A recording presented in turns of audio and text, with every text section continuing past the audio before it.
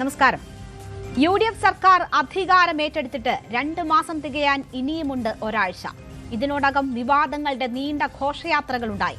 വിവാദങ്ങളേറെയും നിയമനങ്ങളുമായി ബന്ധപ്പെട്ട് 10 വർഷത്തെ ഇടവേളയ്ക്ക് ശേഷം UDF അധികാരത്തിലെത്തുമ്പോൾ നിയമനങ്ങളിൽ സംഘപരിവാറുകാർ വന്നുകൂടുന്നത് എങ്ങനെയാണ്? തെരഞ്ഞെടുപ്പ് കമ്മീഷൻ നിയമനത്തിന് പിന്നാലെയാണ് ഗവൺമെന്റ് പ്ലീഡർ, സ്പെഷ്യൽ പ്ലീഡർ നിയമനങ്ങളിൽ സംഘിവൽക്കരണമെന്ന ആരോപണം ഉയരുന്നത്. വിറക് വെട്ടിയവനും വെള്ളം കോരിയവനും അധികാരം കിട്ടിയപ്പോൾ പുറത്തായെന്ന ആരോപണം പാർട്ടിക്കുള്ളിൽ നിന്നും യുവജന സംഘടനകളുടെ ഭാഗത്തു നിന്നും ഉയരുന്നു. സംഘപരിവാർ ബന്ധമുള്ളവരെ ഉന്നത പദവികളിൽ ഇരുത്തുന്നത് ഗൌരവമായി പരിശോധിക്കണമെന്ന് സമസ്തയും ആവശ്യപ്പെടുന്നു. പുതിയ സർക്കാർ വന്നതോടെ മുഖ്യമന്ത്രിയുടെ ഓഫീസിൽ സംഘപരിവാർ ബന്ധമുള്ളവർ കയറിയിറങ്ങുകയാണെന്നും കോൺഗ്രസ് നേതൃത്വം ഇക്കാര്യത്തിൽ നിലപാട് വ്യക്തമാക്കണമെന്നുമാണ് പ്രതിപക്ഷം പറയുന്നത്.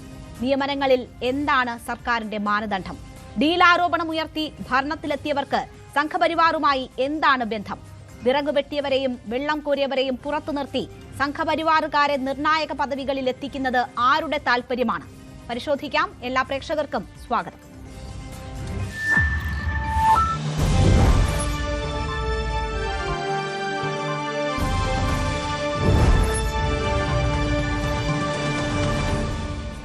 ഈ ചർച്ചയിൽ എനിക്കൊപ്പം ശ്രീ N. ശ്രീകുമാർ, കോൺഗ്രസ് സഹയാത്രികൻ, D. സുരേഷ് കുമാർ, CPM പ്രതിനിധി, അഡ്വക്കേറ്റ് P. കൃഷ്ണദാസ്, BJP പ്രതിനിധി, PM Niyas, KPCC general secretary എന്നിവരാണ് പങ്കെടുക്കുന്നത്. ആദ്യം ശ്രീ PM നിയാസ്, ഈ നിയമനങ്ങളുമായി ബന്ധപ്പെട്ട് പാർട്ടിക്കുള്ളിൽ നിന്ന് ഏറ്റവും ശക്തമായ ഒരു വിമർശനം തെരഞ്ഞെടുപ്പ് കമ്മീഷൻ നിയമനവുമായി ബന്ധപ്പെട്ട് താങ്കൾ ഉയർത്തിയിരുന്നു. പക്ഷേ താങ്കൾ ഉൾപ്പെടെയുള്ളവർ ഉയർത്തിയ എതിർപ്പ് മറികടന്ന് ആ തീരുമാനവുമായി മുന്നോട്ട് പോകുന്നതാണ് നമ്മൾ കണ്ടത്. ഇപ്പോൾ വീണ്ടും വിമർശനം ആവർത്തിക്കപ്പെടുന്ന സാഹചര്യമാണ്. യുവജന സംഘടനകൾക്ക് MLA-മാർക്കുൾപ്പെടെ അതിൽ പരസ്യമായി നിലപാട് പറയേണ്ടി വരുന്നു. പാർട്ടിയെ തെറ്റ് തിരുത്തണമെന്ന് അഭ്യർത്ഥിക്കേണ്ടി വരുന്നു. എന്താണ് സംഭവിക്കുന്നത് യഥാർത്ഥത്തിൽ?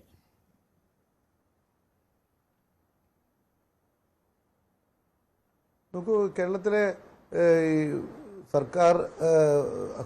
സർക്കാർ അഭിഭാഷകരുടെ പാനലുമായി ബന്ധപ്പെട്ടാണ് ഇപ്പോൾ ഒരു കാര്യങ്ങൾ പരാതി വന്നിട്ടുള്ളത്. അത് വളരെ ഗൗരവതരമായി KSUവിൻ്റെ സംസ്ഥാന പ്രസിഡന്റ് തന്നെയാണ് അത് ഉന്നയിക്കപ്പെട്ടിട്ടുള്ളത്. അതിലെന്താണ് സംഭവിച്ചതെന്നത് പൂർണ്ണമായി പരിശോധിക്കപ്പെടേണ്ടതുണ്ട്. പക്ഷേ കേരളത്തിലെ ഒത്തിരി നിയമനങ്ങൾ ഇവിടെ വന്നിട്ടുണ്ട്. ഒത്തിരി നിയമനങ്ങൾ വന്നതിൽ വളരെ അപൂർവമായ പരാതികൾ മാത്രമാണ് വന്നിട്ടുള്ളത്. പക്ഷെ അത് ഗൗരവമുള്ളതാണ്. ഞങ്ങളെ സംബന്ധിച്ചിടത്തോളം ഞങ്ങൾക്ക് പാർട്ടിയിൽ അങ്ങനെ ഒരു പ്രത്യേകമായ ഒരു സംവിധാനം ഒന്നും ഇക്കാര്യത്തിൽ നമ്മൾ ഉണ്ടാക്കിയിട്ടില്ല. അതുണ്ടാക്കുന്നതിനെക്കുറിച്ച് ഞങ്ങൾ ചർച്ച ചെയ്തിരുന്നു. പക്ഷേ അത് ഉണ്ടാക്കണമെന്ന് നമ്മൾ തീരുമാനമെടുത്തെങ്കിലും അത് ഇംപ്ലിമെൻറ്റ് ചെയ്യാൻ കഴിഞ്ഞിട്ടില്ല. പുതിയ KPCC പ്രസിഡന്റ് വന്നതിന് ശേഷമേ അത്തരം കാര്യങ്ങളെക്കുറിച്ച് നമുക്ക് പൂർണ്ണമായും മുന്നോട്ട് പോവുകയുള്ളൂ. ഇപ്പോൾ വന്നിരിക്കുന്ന പരാതി കുറിച്ച് നമ്മുടെ ബഹുമാനനായ മുഖ്യമന്ത്രിയുടെ മറുപടി ഉണ്ടായിരുന്നു. അദ്ദേഹം പറഞ്ഞത് ഇവർ SFIക്കാരിയാണ് എന്ന് പറയുന്നത്, ABP-കാരിയാണ് എന്ന് പറയുന്നവരൊക്കെ നേരത്തെ SFIക്കാരും ABP-കാരാണെങ്കിലും ഇപ്പോൾ അവർ ഇന്ത്യൻ ലോയേഴ്സ് കോൺഗ്രസിൽ മെമ്പർഷിപ്പ് എടുത്തു എന്നാണ് അദ്ദേഹം പറഞ്ഞതായി ഞാൻ മനസ്സിലാക്കിയിട്ടുള്ളത്. ഏതായിരുന്നാലും ഇത് കോൺഗ്രസ് പാർട്ടിയെ സംബന്ധിച്ചിടത്തോളം കോൺഗ്രസ് പാർട്ടിയിൽ അങ്ങനെ അല്ലെങ്കിൽ UDF-ൽ അങ്ങനെ ഒരു പാർട്ടി നിയമനവുമായി ബന്ധപ്പെട്ട് ഒരു പ്രത്യേകമായ ഒരു സമിതിയോ പ്രത്യേകമായ ഒരു ഉന്നത ഈ ചർച്ചകൾ അല്ലെങ്കിൽ ഇത്തരം കാര്യങ്ങൾ പരിശോധിക്കുന്ന ഒരു സംവിധാനം പൂർണ്ണതയിൽ എത്തിയിട്ടില്ല എന്നുള്ളത് യാഥാർത്ഥ്യമാണ്. അത് പൂർണ്ണതയിലെത്തുകയും അത്തരം കാര്യങ്ങൾ പരിശോധിക്കപ്പെടുകയും അത്തരം പരാതികൾ പൂർണ്ണമായും പരിഹരിക്കപ്പെടുകയും ചെയ്യുമ്പോൾ മാത്രമേ ഇത്തരം കാര്യങ്ങൾക്കൊക്കെ പരിഹാരം ഉണ്ടാവുകയുള്ളൂ. ഞാൻ ഉയർത്തിയതും ഇതുമായി ബന്ധപ്പെട്ടതില്ല. ഞാൻ ഉയർത്തിയത് മറ്റൊരു വിഷയമാണ്. ആ വിഷയം പഠിക്കുന്ന കാലത്ത് അദ്ദേഹം SFIക്കാരാണെന്നും പിന്നീട് അദ്ദേഹം സംഘപരിവാറുമായി ബന്ധപ്പെട്ട് നിൽക്കുന്ന ഒരാളാണെന്നുമാണ് ഞാൻ ഉയർത്തിയിരുന്നത്. അതേക്കുറിച്ച് അന്വേഷിക്കണമെന്നാണ് ഞാൻ പാർട്ടിയോട് ആവശ്യപ്പെട്ടിട്ടുള്ളത്. പക്ഷേ അതേക്കുറിച്ച് എൻ്റെ അന്വേഷണം നടന്നതെന്ന് എനിക്ക് അറിഞ്ഞുകൂടാ. എന്തായിരുന്നാലും ആ നിയമനവുമായി സർക്കാർ മുന്നോട്ട് പോയിട്ടുള്ളതാണ് മനസ്സിലാക്കിയുള്ളത്. ഞാൻ ഏതായാലും അത്തരം കാര്യങ്ങൾ ഇനി പരസ്യമായി പറയാൻ ആഗ്രഹിക്കുന്നില്ല. പാർട്ടിയുടെ ഔദ്യോഗിക സംവിധാനത്തിൽ പ്രവർത്തിക്കുന്ന ഒരാളാണ് ഞാൻ. അതുകൊണ്ട് അത്തരം കാര്യങ്ങൾ എൻ്റെ പാർട്ടിയുടെ ഔദ്യോഗിക സംവിധാനത്തിൽ പറയണമെന്ന് ഞാൻ ആഗ്രഹിക്കുന്നത്. ഏതായിരുന്നാലും ഇത്തരത്തിലുള്ള പരാതികൾ വരുന്നത് ഒരു 10 വർഷക്കാലം കഷ്ടപ്പെട്ട് പ്രയാസപ്പെട്ട് നിൽക്കുന്ന വെള്ളം കോരികളും വിറക് വെട്ടിക്കലുമായി നിന്ന് പ്രവർത്തകർക്ക് ഏറ്റവും കൂടുതൽ പ്രയാസമുണ്ടാക്കൂ എന്നുള്ളത് യാഥാർത്ഥ്യം ഞാൻ മറച്ചു വെക്കുന്നില്ല. ശ്രീ PM നിയാസ്, താങ്കൾ ചൂണ്ടിക്കാട്ടിയത് ഇത് സംഘപരിവാർ ആഭിമുഖ്യം പുലർത്തുന്ന വ്യക്തിയാണ് തെരഞ്ഞെടുപ്പ് കമ്മീഷണറായി വരുന്ന വ്യക്തി എന്ന കാര്യം താങ്കൾ സൂചിപ്പിച്ചിരുന്നു. നോക്കൂ, ഇവിടെ ഇപ്പോൾ സീനിയർ പ്ലീഡറായി നിയമനം ലഭിക്കുന്ന DS ശരത്ത്, അദ്ദേഹം RSS പ്രവർത്തകനും മുൻ ABVP നേതാവുമാണ് എന്ന ആരോപണമാണ് ഉയരുന്നത്. RSSകാർ പ്രതിയായ കൊലക്കേസുകളിൽ സ്ഥിരമായി പ്രതികൾക്ക് വേണ്ടി ഹാജരാകാറുണ്ട് എന്നതാണ് പറയുന്നത്.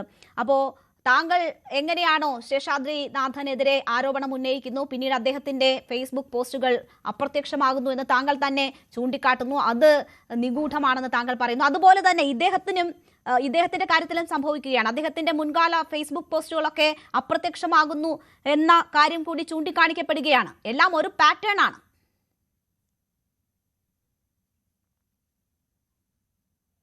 അതേക്കുറിച്ച് എനിക്ക് പരിശോധിക്കാതെ പറയാൻ സാധിക്കില്ല. ഞാനിപ്പോൾ നിങ്ങൾ പറഞ്ഞ കാര്യത്തെക്കുറിച്ച് KSU സംസ്ഥാന പ്രസിഡന്റിന്റെ ഒരു കുറിപ്പാണ് ഞാൻ വായിച്ചിട്ടുള്ളത്. അതുമായി ബന്ധപ്പെട്ട് ഫേസ്ബുക്കിൽ വന്നിട്ടുള്ള ചില കാര്യങ്ങൾ മാത്രമേ ഞാൻ കണ്ടിട്ടുള്ളൂ. ഔദ്യോഗികമായി അതുമായി ബന്ധപ്പെട്ട ഒരു അന്വേഷണം ഞാൻ നടത്തിയിട്ടില്ല. പാർട്ടി അതിനെക്കുറിച്ച് അന്വേഷണം നടത്തിയോന്ന് എനിക്ക് അറിഞ്ഞുകൂടാ. ഏതായിരുന്നാലും ഇത് വളരെ ദൗർഭാഗ്യകരമായ ഒരു ആരോപണമാണ് ഇപ്പോൾ വന്നിട്ടുള്ളത്. ഞാൻ ആരോപണത്തിന്റെ നിജസ്ഥിതികളെക്കുറിച്ച് പൂർണ്ണ ബോധ്യമില്ലാത്തത് കൊണ്ടാണ് ഞാൻ അതേക്കുറിച്ച് പറയാത്തത്. ഏതായിരുന്നാലും മുഖ്യമന്ത്രിയുടേതായി വന്ന പ്രസ്താവന യാണ് ഇപ്പം ഞങ്ങൾക്ക് മുമ്പിലുള്ളത്. അത് അദ്ദേഹം പറഞ്ഞത്, അദ്ദേഹം നേരത്തെ വിവിധ പാർട്ടിയാണെങ്കിലും അദ്ദേഹം 2021 ശേഷം അദ്ദേഹം കോൺഗ്രസ് പാർട്ടിയിലും അതുപോലെ ലോയേഴ്സ് കോൺഗ്രസിലും പ്രവർത്തിക്കുന്ന ആളാണെന്നാണ് അദ്ദേഹം പറഞ്ഞിട്ടുള്ളത്. അത് എത്രമാത്രം അദ്ദേഹം പരിശോധിച്ചിട്ടാണ് പറഞ്ഞതെന്ന് എനിക്ക് അറിഞ്ഞുകൂടാ. എന്തായിരുന്നാലും ഞാൻ ബഹുമാനപ്പെട്ട മുഖ്യമന്ത്രിയുടെ വാക്കുകൾ ഞാൻ ഉൾക്കൊള്ളുകയാണ്. അങ്ങനെയല്ലേ എനിക്ക് ഉൾക്കൊള്ളാനല്ലേ എനിക്ക് പറ്റുള്ളൂ. അതുകൊണ്ട് ഞാനൊരു പാർട്ടിയെ പ്രതിനിധീകരിച്ചുകൊണ്ട് ചർച്ചയിൽ പങ്കെടുക്കുമ്പോൾ എന്നെ സംബന്ധിച്ചിടത്തോളം എനിക്ക് പരിമിതികളുണ്ട്. ഏതായിരുന്നാലും ഇത്തരത്തിലുള്ള നിരന്തരമായ ആരോപണങ്ങൾ വരുന്നത് പാർട്ടി പ്രവർത്തകരുടെ മനോവീര്യം തകർക്കുകയും പാർട്ടി പ്രതീക്ഷയോടുകൂടി വന്നിട്ടുള്ള ഈ നിയമനങ്ങൾ അല്ലെങ്കിൽ ഈ നിയമനങ്ങൾ പ്രതീക്ഷയോട് വന്നിട്ടുള്ള ഭരണത്തിൻ്റെ ഒരു ഉത്സവഛായ പാർട്ടി പ്രവർത്തകരുടെ ഇടയിൽ ഒരു മനസ്സുകളിൽ നിന്നും ഇല്ലാതെയായി പോകുമെന്ന് വ്യാകുലപ്പെടുന്ന ഒരാളാണ് ഞാൻ. ഏതായിരുന്നാലും താങ്കൾ ഈ പറഞ്ഞ കാര്യങ്ങൾ പരിശോധിക്കേണ്ടതാണ് എന്നുള്ള അഭിപ്രായമാണ് എനിക്ക് വ്യക്തിപരമായിട്ടുള്ളത്. അത് പാർട്ടി തലത്തിൽ ഞാൻ അക്കാര്യം ഉന്നയിക്കുന്നതാണ്. തീർച്ചയായും പാർട്ടി തലത്തിൽ തന്നെ ഈ കാര്യങ്ങൾ ഉന്നയിക്കും എന്നതാണ് ശ്രീ PM നിയാസ് ചൂണ്ടിക്കാട്ടുന്നത്. അദ്ദേഹം ഇതിനോടകം തന്നെ അദ്ദേഹത്തിന്റെ ചില എതിർപ്പുകൾ അല്ലെങ്കിൽ ചില നിയമനങ്ങളുമായി ബന്ധപ്പെട്ടുള്ള എതിർപ്പുകൾ ധരിപ്പിച്ചിട്ടുള്ളതാണ്. പക്ഷേ അത് മുഖവിലക്കെടുക്കാതെ തന്നെ ആ നിയമനവുമായി സർക്കാർ മുന്നോട്ട് പോകുന്നതാണ് നമ്മൾ കണ്ടിട്ടുള്ളത്. പക്ഷേ ഈ വിഷയത്തിലുള്ള ഇപ്പോൾ യുവജന സംഘടനകളുടെ ഭാഗത്തു നിന്ന് ഉൾപ്പെടെ ഉയർന്നു വരുന്ന ഈ ആരോപണങ്ങൾ അത് പാർട്ടിയുടെ ശ്രദ്ധയിൽപ്പെടുത്തുമെന്നതാണ് അദ്ദേഹം സൂചിപ്പിക്കുന്നത്. നമുക്കൊപ്പം മറ്റതിഥികൾ കൂടി ചേരുകയാണ്. ശ്രീ N ശ്രീകുമാർ, താങ്കൾക്ക് എന്നെ കേൾക്കാമോ? കേൾക്കാം. ശ്രീ N ശ്രീകുമാർ, നോക്കൂ, ഇവിടെ ഇപ്പോൾ തുടരെ നിയമനങ്ങൾ വിവാദത്തിലാകുന്നതാണ് നമ്മൾ കാണുന്നത്. പ്രധാനപ്പെട്ട തസ്തികകളിലേക്ക് വരുന്ന വ്യക്തികൾക്ക് സംഘപരിവാർ ബന്ധം ഉണ്ട് എന്ന ആരോപണം ശക്തമാകുന്നു. നേരത്തെ ഞാൻ ചൂണ്ടിക്കാട്ടിയതുപോലെ ശേഷാദ്രിനാഥന്റെ നിയമനവുമായി ബന്ധപ്പെട്ട് ആരോപണമുയർത്തിയ PM നിയാസാണ് നമുക്കൊപ്പമുള്ളത്. ഇപ്പോൾ യുവജന സംഘടനകൾ, KSUവിന്റെ ഭാഗമായിട്ടുള്ളവർ, MLA മാർ ഉൾപ്പെടെ മുഖ്യമന്ത്രിക്ക് ഇക്കാര്യങ്ങൾ ചൂണ്ടിക്കാട്ടി നിവേദനങ്ങൾ നൽകുകയാണ്. ഇത് പുനഃപരിശോധിക്കുകയോ റദ്ദാക്കുകയോ ചെയ്യണമെന്ന് ആവശ്യപ്പെടുകയാണ്. ഇങ്ങനെ നിരന്തരം ഈ നിയമനങ്ങളുമായി ബന്ധപ്പെട്ട് അത് മുഖ്യമന്ത്രിക്കും മറ്റും ഇങ്ങനെ തെറ്റുകൾ ചൂണ്ടിക്കാട്ടേണ്ടി വരുന്നു സംഘടനകൾക്കുള്ളിൽ നിന്ന്, യുവജന സംഘടനകളുടെ ഭാഗത്തു നിന്ന് എന്നൊരു സാഹചര്യം എങ്ങനെയാണ് സൃഷ്ടിക്കപ്പെടുന്നത്? എന്താണ് ഈ നിയമനങ്ങളുടെ മാനദണ്ഡം? താങ്കൾക്ക് എന്താണ് തോന്നുന്നത്? ഇതിനാണോ 10 വർഷം പുറത്തിരുന്ന സർക്കാർ അധികാരം ഏറ്റത്? ഇങ്ങനെ സ്വന്തം പാർട്ടിക്കാരായവർക്ക് പോലും ഉൾക്കൊള്ളാൻ കഴിയാത്ത നിയമനങ്ങൾ 2 മാസത്തിനുള്ളിൽ എങ്ങനെയാണ് തുടരെ ഉണ്ടായിക്കൊണ്ടിരിക്കുന്നത്? നോക്കൂ ശ്രീമതി രേണുക, UDF 10 വർഷത്തിന് ശേഷം അധികാരത്തിലെത്തിയത് സ്വന്തം പാർട്ടിക്കാരെ നിയമിക്കാനല്ല. അത് 10 വർഷം LDF ഉണ്ടാക്കി വെച്ചിട്ടുള്ള, കേരളത്തിന് പൊതുവെ ഉണ്ടാക്കിയിട്ടുള്ള ദുരന്തത്തെ മറികടന്നുകൊണ്ട് കേരളത്തെ ഒരു പ്രത്യേക രീതിയിലുള്ള ജനാധിപത്യ സംവിധാനത്തിൽ ഊന്നി നിന്നുകൊണ്ട് ജനങ്ങൾക്ക് വേണ്ടി പ്രവർത്തിക്കാൻ പറ്റുന്ന ഒരു ഗവൺമെന്റ് രൂപീകരിക്കാനാണ്. അങ്ങനെ ഗവൺമെന്റ് രൂപീകരിക്കുമ്പോൾ കോൺഗ്രസിനുള്ളിലും UDFന്റെ ഘടകകക്ഷികളിലും അവർക്ക് താല്പര്യമുള്ള ചില വിഷയങ്ങളിൽ അഭിപ്രായ ഭിന്നത ഉണ്ടാകും. അത് ഏത് ഗവൺമെന്റ് വന്നാലും ഉണ്ടാകുന്നതാണ്. പക്ഷെ കമ്മ്യൂണിസ്റ്റ് ഗവൺമെന്റ് വന്നാൽ അത് ഉണ്ടാകാത്തതിന്റെ കാരണം കമ്മ്യൂണിസ്റ്റ് ഗവൺമെന്റ് എപ്പോഴും അവരുടെ ആളുകളെ മാത്രമേ ഏത് പദവിയിലും നിയമിക്കുകയുള്ളൂ എന്നുള്ളതാണ്. അതേ രീതിയിൽ കോൺഗ്രസ് 10 വർഷത്തെ ഭരണത്തെ നോക്കി കണ്ടതുകൊണ്ടാണ് ഇത്തവണ ഈ നിയമനങ്ങളൊക്കെ വിവാദമായിട്ട് വന്നു എന്ന് നമുക്ക് തോന്നുന്നത്. ഇതിൽ 2-3 കാര്യങ്ങളുണ്ട്. ഒന്ന്, ഈ നിയമിക്കപ്പെടുന്ന ആളുകൾ അവരെ സാധാരണഗതിയിൽ കോൺഗ്രസ് നേതാക്കൾ തന്നെ നിർദ്ദേശിക്കുന്നവരാണ്. അത് കോൺഗ്രസ് നേതാക്കൾക്ക് അവരോടുള്ള ബന്ധം എന്താണെന്ന് ആദ്യം അന്വേഷിക്കണം. ഇപ്പൊ കഴിഞ്ഞ ദിവസം മന്ത്രി കെ മുരളീധരൻ തൃശ്ശൂരിലൊരു പൊതുയോഗത്തിൽ പ്രസംഗിച്ചത് എന്താണെന്ന് അറിയാമോ? തൃശ്ശൂരിലെ ഒരു പ്രമുഖ കോൺഗ്രസ് നേതാവ് ആവശ്യപ്പെട്ടത് പ്രകാരമാണ് ഒരു തഹസീൽദാരെ ഇവിടെ ഒരു താലൂക്കിൽ നിയമിച്ചത്. അതിനെതിരെ ആക്ഷേപം വന്നപ്പോൾ ആ തഹസീൽദാരെ മാറ്റിയിട്ട് കോൺഗ്രസ് ബന്ധമുള്ള തഹസീൽദാരെ തന്നെ നിയമിച്ചു. അപ്പൊ കോൺഗ്രസ് നേതാക്കളാണ് ശുപാർശ ചെയ്യുന്നത് എന്ന് ശ്രീ കെ മുരളീധരൻ ചൂണ്ടിക്കാണിച്ചത് ഞാനിവിടെ വ്യക്തമാക്കുകയാണ്. രണ്ടാമത്തെ കാര്യം, ഈ നിയമിക്കപ്പെടുന്നവർ അവരെന്തായാലും CPM-കാരോ അല്ലെങ്കിൽ BJP-കാരോ ആവില്ല. അവർക്ക് പൂർവ്വകാല ബന്ധത്തിൽ അവർക്ക് ഏതെങ്കിലും പാർട്ടി ബന്ധം കാണുമായിരിക്കും, കോൺഗ്രസ് ബന്ധമല്ലാതെ. അവർ ദ്രോഹ നടപടികളിൽ ഏർപ്പെട്ടിട്ടുണ്ടോ എന്നുള്ളത് ആ പ്രാദേശിക തലങ്ങളിലുള്ളവർ പറയുന്നതിലായിരിക്കും ഞാനും വിശ്വാസം അർപ്പിക്കുന്നത്. പക്ഷെ അവർ പാർട്ടി വിട്ട് കോൺഗ്രസിൽ ചേരുകയും പിന്നെ കോൺഗ്രസ്സായി പ്രവർത്തിക്കുകയും അവർ കഴിവുള്ളവരാണെന്ന് ബോധ്യപ്പെടുകയും ചെയ്താൽ അവരെ നിയമിക്കാവുന്നതാണ്. അപ്പോൾ പഴയ കാര്യങ്ങൾ അവർ തള്ളിപ്പറയണം. മറിച്ച് യൂത്ത് കോൺഗ്രസിനെയും KSUവിനെയും കോൺഗ്രസിനെയും ദ്രോഹിച്ചവർ അവരെ വെല്ലുവിളിച്ചുകൊണ്ട് ഏതെങ്കിലും കോൺഗ്രസ് നേതാവിന്റെ ശുപാർശയിൽ ഗവൺമെന്റിന്റെ ഉന്നത സ്ഥാനത്ത് എത്തുകയാണെങ്കിൽ അവരെ കൈക്കല കൂടാതെ ചെവിക്ക് പിടിച്ചു പുറത്തിടണം. അതാണ് അഭിപ്രായം. അപ്പൊ അക്കാര്യത്തിൽ ശ്രീ നിയാസ് പറഞ്ഞതുപോലെ അക്കാര്യത്തിൽ മുഖ്യമന്ത്രി ശ്രദ്ധിക്കും എന്ന രീതിയിലാണ് ഇപ്പൊ ശ്രീ നിയാസ് പറഞ്ഞത്. അപ്പൊ കോൺഗ്രസിന്റെ അഭിപ്രായമാണ് ശ്രീ നിയാസിൽ നിന്ന് പുറത്തു വന്നത്. പിന്നെ മറ്റൊരു കാര്യം, ഇങ്ങനെ നിയമിക്കപ്പെടുന്നവർ അവരെന്തായാലും ഒരു ശുപാർശയിൽ വന്നതാണല്ലോ, അവരാലോചിക്കണം. ഞങ്ങൾ UDF അധികാരത്തിൽ വരുമ്പോൾ ഇങ്ങനെ നിയമനത്തിനായി ക്യൂ നിൽക്കുമ്പോൾ ഞങ്ങൾ ഈ പാർട്ടിക്ക് എന്ത് ചെയ്തു? ഞങ്ങൾ ഈ പാർട്ടിയിലായിരുന്നോ അതോ ഞങ്ങൾ പിൻവാതിലിൽ കൂടെ ചുളിവിൽ കടന്നുകൂടാൻ ശ്രമിക്കുന്നവരാണോ എന്ന് അവർ ചിന്തിക്കണം.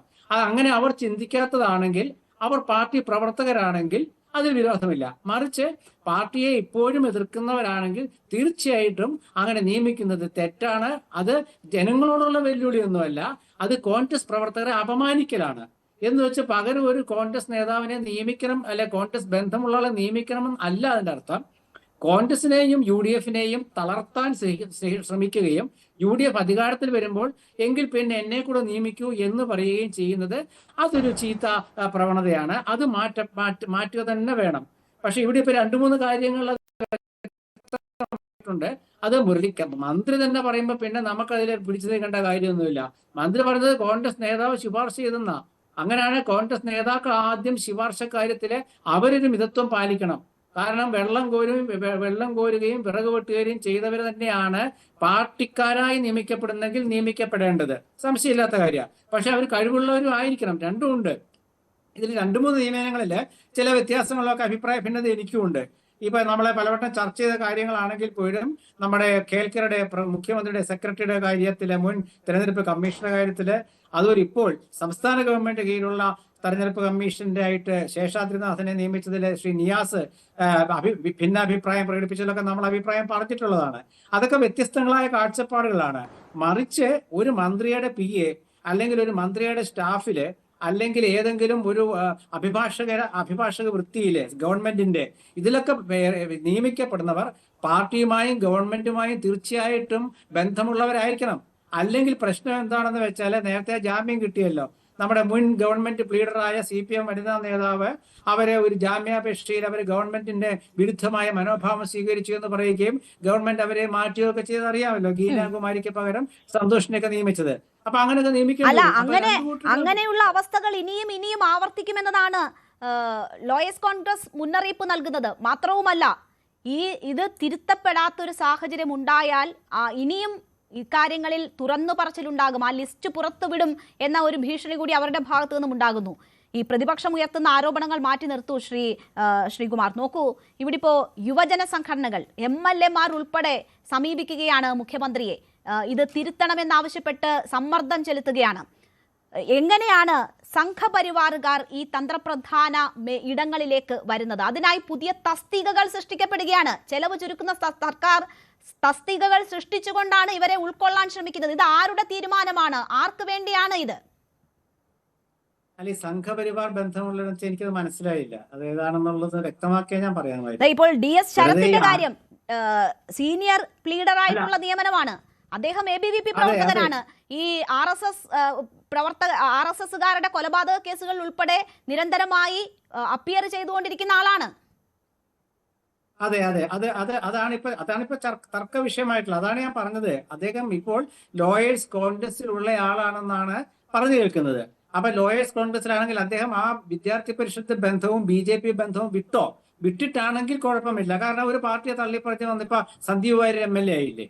അപ്പൊ അത് വേറെ വിഷയമാണ്. അത് നേരെ മറിച്ച് ഇപ്പോഴും അദ്ദേഹം വേറൊരു പ്രസ്ഥാനത്തിന് വേണ്ടി പ്രവർത്തിക്കുകയും UDF അധികാരത്തിൽ വരുമ്പോൾ UDFന്റെ ഭാഗമായുള്ള ഗവൺമെന്റ് അഭിഭാഷക ജോലിയിൽ ഏർപ്പെടുകയും ചെയ്താൽ അത് കോൺഗ്രസ് പരിശോധിക്കേണ്ടതാണ്. മറിച്ച് അദ്ദേഹം പാർട്ടി വിട്ടതാണെങ്കിൽ അതിൽ കുറ്റം പറയാൻ കഴിയില്ല. അത് പാർട്ടി വിട്ടോ ഇല്ലേ എന്നുള്ളത് ഇന്ന് ഞാൻ കേട്ടതിന്റെ അടിസ്ഥാനത്തിൽ പാർട്ടി ഇപ്പോൾ അദ്ദേഹം ലോയേഴ്സ് കോൺഗ്രസ് ആണ്. അപ്പൊ ലോയേഴ്സ് കോൺഗ്രസ് എന്ന് വെച്ചാൽ അതിൽ കോൺഗ്രസ്സുകാർക്ക് അംഗത്വം എടുക്കാൻ കഴിയുള്ളൂ. ഇനിയിപ്പോ അതിൽ അംഗത്വം എടുത്തതിന്റെ ആ ഒരു കാര്യങ്ങളൊക്കെ അന്വേഷിക്കേണ്ടി വരും. തീർച്ചയായിട്ടും അത് കോൺഗ്രസ് വിരുദ്ധ മനോഭാവമുള്ളവരാണ് നിയമിക്കപ്പെടുന്നതെങ്കിൽ അവരെ എന്തായാലും അവർ സ്വയം മാറുകയാണ് നല്ലതെന്നാണ് എനിക്ക് പറയാനുള്ളത്.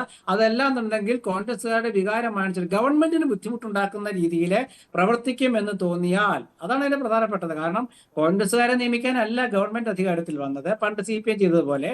മറിച്ച് ഗവൺമെന്റിന് ബുദ്ധിമുട്ടുണ്ടാക്കുന്ന ആളുകളാണ് നിയമിക്കപ്പെടുന്നതെങ്കിൽ അത് പരിശോധിക്കപ്പെടണം. അത് ഗവൺമെന്റിന് ബുദ്ധിമുട്ടുണ്ടാക്കുന്ന ആളുകളാണോ എന്ന് പറയേണ്ടത് ഗവൺമെന്റ് അധികാരികളാണ്. അവരത് വ്യക്തമാക്കും. അങ്ങനെ വ്യക്തമാക്കിയിട്ടും ഗവൺമെന്റ് വിരുദ്ധമായ നിലപാട് ആ നിയമിക്കപ്പെടുന്നവർ കാണിക്കുന്നുണ്ടോ എന്ന് നമുക്ക് നോക്കേണ്ടി വരും. അത് നിയമിക്കപ്പെടുമ്പോഴേക്കും പറയാൻ കഴിയില്ല. നിയമിക്കപ്പെടുന്നതിനുള്ള മാനദണ്ഡം പാർട്ടി വിട്ടയാളാണോ, ഇപ്പോഴത്തെ പാർട്ടി ഏതാണ്, ഇപ്പോഴത്തെ അനുഭവം ആരോടാണ്, ഇതൊക്കെ പരിശോധിക്കേണ്ടി വരും. പിന്നെ കഴിവും കൂടെ പരിശോധിക്കണം. അതല്ല പണ്ട് പ്രവർത്തിച്ചിരുന്നു അക്കാലത്ത് KSUക്കാരായ ഞങ്ങൾക്കൊക്കെ അദ്ദേഹം എതിരായിരുന്നു എന്ന് പറയുന്നതിൽ അർത്ഥമില്ല. ഇപ്പോൾ അദ്ദേഹം പാർട്ടി മാറിയെങ്കിൽ അതിന്റെ അർത്ഥം ആ പാർട്ടിയെ വിട്ടു എന്നുള്ളതാണ്. അപ്പൊ അതൊരു തർക്ക വിഷയമായിട്ട് എനിക്ക് തോന്നുന്നില്ല. മറിച്ചാണെങ്കിൽ ഗവൺമെന്റ് രാഷ്ട്രീയ നേതൃത്വം അക്കാര്യത്തിൽ ഉചിതമായ നടപടിയെടുത്ത് അതായത് ഈ ഗവൺമെന്റ് അധികാരത്തിലേറ്റത് കോൺഗ്രസ് പ്രവർത്തകർ UDF പ്രവർത്തകരാണ്. അവരെ വേദനിപ്പിക്കുന്ന ഒരു തരത്തിലുള്ള നിലപാടും കോൺഗ്രസ് നേതാക്കൾ ശുപാർശ ചെയ്യരുത്. ഞാൻ അതാ പറയുന്നത്. കോൺഗ്രസിന്റെ നേതാക്കൾ ആദ്യം ഈ ശുപാർശ കത്തുമായി വരുന്നവരെ ഇവരെ ഏത് കോൺഗ്രസ് നേതാവാണ് അവരെ ശുപാർശ ചെയ്തത്? ആ കോൺഗ്രസ് നേതാവാണ് ഒന്നാമത്തെ ഉത്തരവാദി. അലോഷ്യസ് സേവ്യർ അങ്ങനെയാണെങ്കിൽ ആരാണ് ആ കോൺഗ്രസ് നേതാവെന്ന് അന്വേഷിച്ചിട്ട് ആ കോൺഗ്രസ് നേതാവിനെ പോയിട്ട് കാര്യങ്ങൾ ബോധ്യപ്പെടുത്തി തിരുത്താൻ ശ്രമിക്കുക. അതല്ല ഒരു പാർട്ടിക്കാരനെയാണ് നിയമിച്ചതെങ്കിൽ അത് ശരിയുമാണ്. ശരി, ഇതിപ്പോ കോൺഗ്രസിനുള്ളിൽ തന്നെ ആരാണ് തങ്ങൾക്കൊപ്പമുള്ളവർ, ആരാണ് പുറത്തു നിൽക്കേണ്ടവർ എന്ന കാര്യത്തിൽ തർക്കമുണ്ടോ എന്ന് തോന്നിപ്പോവുകയാണ് ഇതൊക്കെ കേൾക്കുമ്പോൾ. നേരത്തെ ഈ ദേവസ്വം ബോർഡ് പ്ലീനറുമായി ബന്ധപ്പെട്ടുള്ള കാര്യത്തിലും അത്തരമൊരു അഭിപ്രായ ഭിന്നത ഉണ്ടായിരുന്നു. അവസാനം എല്ലാ കുറ്റവും ഞാൻ ഏറ്റെടുക്കുന്നു എന്ന കാര്യം പറയുന്നു എന്ന തരത്തിലാണ് മുഖ്യമന്ത്രി ആ ചാപ്റ്റർ ക്ലോസ് ചെയ്തത്. ഇപ്പോഴും അത്തരം വിമർശനങ്ങൾ അല്ലെങ്കിൽ അത്തരം സംശയങ്ങൾ ഉയരുന്ന ഒരു ഘട്ടം കൂടിയാണ്. ഞാൻ താങ്കളിലേക്ക് തിരിച്ചെത്താം. ശ്രീ D. സുരേഷ് കുമാർ, ഇവിടെ നോക്കൂ, കഴിഞ്ഞ ദിവസം ജിയോണയുമായി ബന്ധപ്പെട്ടുള്ള നിയമനവും ഈ രീതിയിൽ തന്നെയാണ് ചർച്ചയായത്. അതിനെതിരെ വലിയ രീതിയിലുള്ള പ്രതിഷേധം ഉയരുന്നതും കോൺഗ്രസ് പാർട്ടിയിൽ നിന്ന് തന്നെ അത് പുനഃപരിശോധിക്കണമെന്ന ആവശ്യം മുഖ്യമന്ത്രിയിലേക്ക് പോകുന്നതും നമ്മൾ കണ്ടു. ഇപ്പോൾ മറ്റൊരു നിയമനവുമായി ബന്ധപ്പെട്ട് ഈ DS ശരത്തുമായി ബന്ധപ്പെട്ട് മറ്റൊരു തരത്തിലുള്ള ആരോപണം ഉയരുന്നു. ഇന്നിപ്പോൾ മുഹമ്മദ് റിയാസ് തന്നെ വലിയ രീതിയിൽ അത് സംഘപരിവാർ ബന്ധമാക്കി കാണിച്ചുകൊണ്ട് രംഗത്ത് വരുന്നത് കണ്ടു. മുഖ്യമന്ത്രിയുടെ ഓഫീസിൽ സംഘപരിവാറുകാർ കയറി ഇറങ്ങുന്നു എന്നൊരു ആരോപണമൊക്കെ ഉയരുന്നു. നോക്കൂ, എന്താണ് നമ്മൾ മനസ്സിലാക്കേണ്ടത്? ഇപ്പോൾ SFIയുമായി ബന്ധപ്പെട്ട ആളുകളും നിയമിക്കപ്പെടുന്നുണ്ട് എന്ന് പറയുമ്പോൾ ഇത് സംഘപരിവാറുകാർക്ക് വേണ്ടി മാത്രം എന്തോ ചെയ്യുന്നു എന്ന തരത്തിൽ കാണണമോ?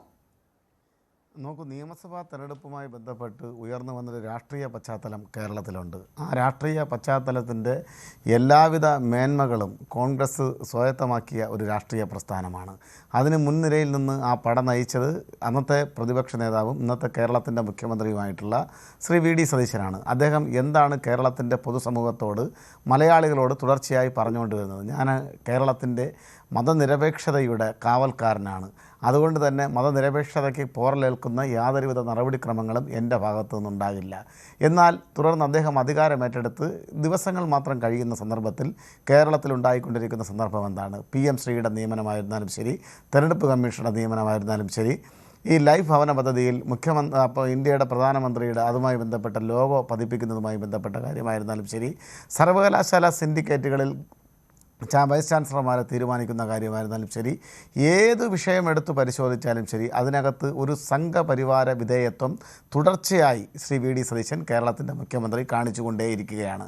അദ്ദേഹത്തിൻ്റെ പാർട്ടിയിൽ നിന്ന് ഉയരുന്ന ചെറു ശബ്ദങ്ങളെ അല്ലെങ്കിൽ വിമത ശബ്ദങ്ങളെ അദ്ദേഹം മൈൻഡ് ചെയ്യുന്നത് പോലുമില്ല. അദ്ദേഹം ഒറ്റയാൻ പോക്കാണ് ഇക്കാര്യത്തിൽ പൊയ്ക്കൊണ്ടിരിക്കുന്നത്. എന്നെ അതിശയിപ്പിക്കുന്നത് ഇവിടെ കോൺഗ്രസിൻ്റെ സഹയാത്രികനായി ചർച്ചയിൽ പങ്കെടുത്തുകൊണ്ടിരിക്കുന്ന ശ്രീകുമാർ സാർ, അദ്ദേഹം പറയുന്നത് ഇന്നലെ ഈ നിയമനം കിട്ടിയ ആൾ ചിലപ്പോൾ ഒരുപക്ഷെ ഇന്നോ ഇന്നലെയോ BJPയിൽ നിന്ന് സംഘപരിവാറിൽ നിന്ന് കോൺഗ്രസ് രാഷ്ട്രീയം അദ്ദേഹം സ്വീകരിച്ചിരിക്കാം എന്ന ഒരു ആശയമാണ് അദ്ദേഹം പങ്കുവയ്ക്കാൻ ആഗ്രഹിക്കുന്നത്. എത്രമാത്രം ഗതികെട്ട അവസ്ഥയിലാണ് ഈ ചർച്ചയിൽ പങ്കെടുക്കുന്ന കോൺഗ്രസ് പ്രതിനിധികൾക്ക് പോലും ഇവിടെ പെർഫോം ചെയ്യേണ്ടി വരുന്നു എന്നതിൻ്റെ ഏറ്റവും പ്രധാനപ്പെട്ട ഉദാഹരണമാണ് നമുക്കിവിടെ കാണാൻ വേണ്ടി കഴിയുന്നത്.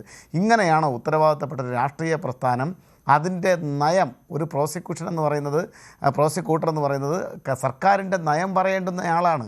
ആ നയം പറയേണ്ടുന്നയാളിനെ നിയമിക്കുമ്പോൾ ആ രാഷ്ട്രീയ പ്രസ്ഥാനത്തെ പ്രതിനിധീകരിച്ച് എത്തിച്ചേർന്നിരിക്കുന്ന ആളുകൾക്ക് ഇത്രയും വികലമായിട്ടുള്ള വാക്യങ്ങൾ ഇത്തരം ചർച്ചയിൽ പറയേണ്ടി വരുന്നത് അവർ എത്തിച്ചേർന്നിരിക്കുന്ന രാഷ്ട്രീയ ദുരവസ്ഥയുടെ ഏറ്റവും പ്രധാനപ്പെട്ട ഉദാഹരണത്തെയാണ് ചൂണ്ടിക്കാണിക്കുന്നത്. ഇതൊന്നും ഇന്നലെയും തുടങ്ങിയതല്ല. കേരളത്തിൽ അദ്ദേഹത്തിനെതിരായി ഇപ്പോൾ അദ്ദേഹത്തിൻ്റെ ഓഫീസിനകത്ത് സംഘപരിവാര പ്രത്യയശാസ്ത്രത്തിൻ്റെ വിഷം തുപ്പുന്ന ആളുകൾ അവർക്കൊന്നും ഒരു ലഗാനുമില്ലാതെ SFI നേതാവിന് ഗവൺമെന്റ് ലീഡർ നിയമനം ലഭിക്കുമ്പോൾ അതിൽ എന്തെങ്കിലും ആരോപണം നിങ്ങൾക്കുണ്ടോ? സംഘപരിവാർ ബന്ധം വരുമ്പോൾ മാത്രം ഇത് സംഘപരിവാറുകാരെ പ്രത്യേകമായി തെരഞ്ഞെടുത്ത് നിയമിച്ചതാണ് എന്നൊരു ആരോപണം വരുന്നത് എങ്ങനെയാണ്?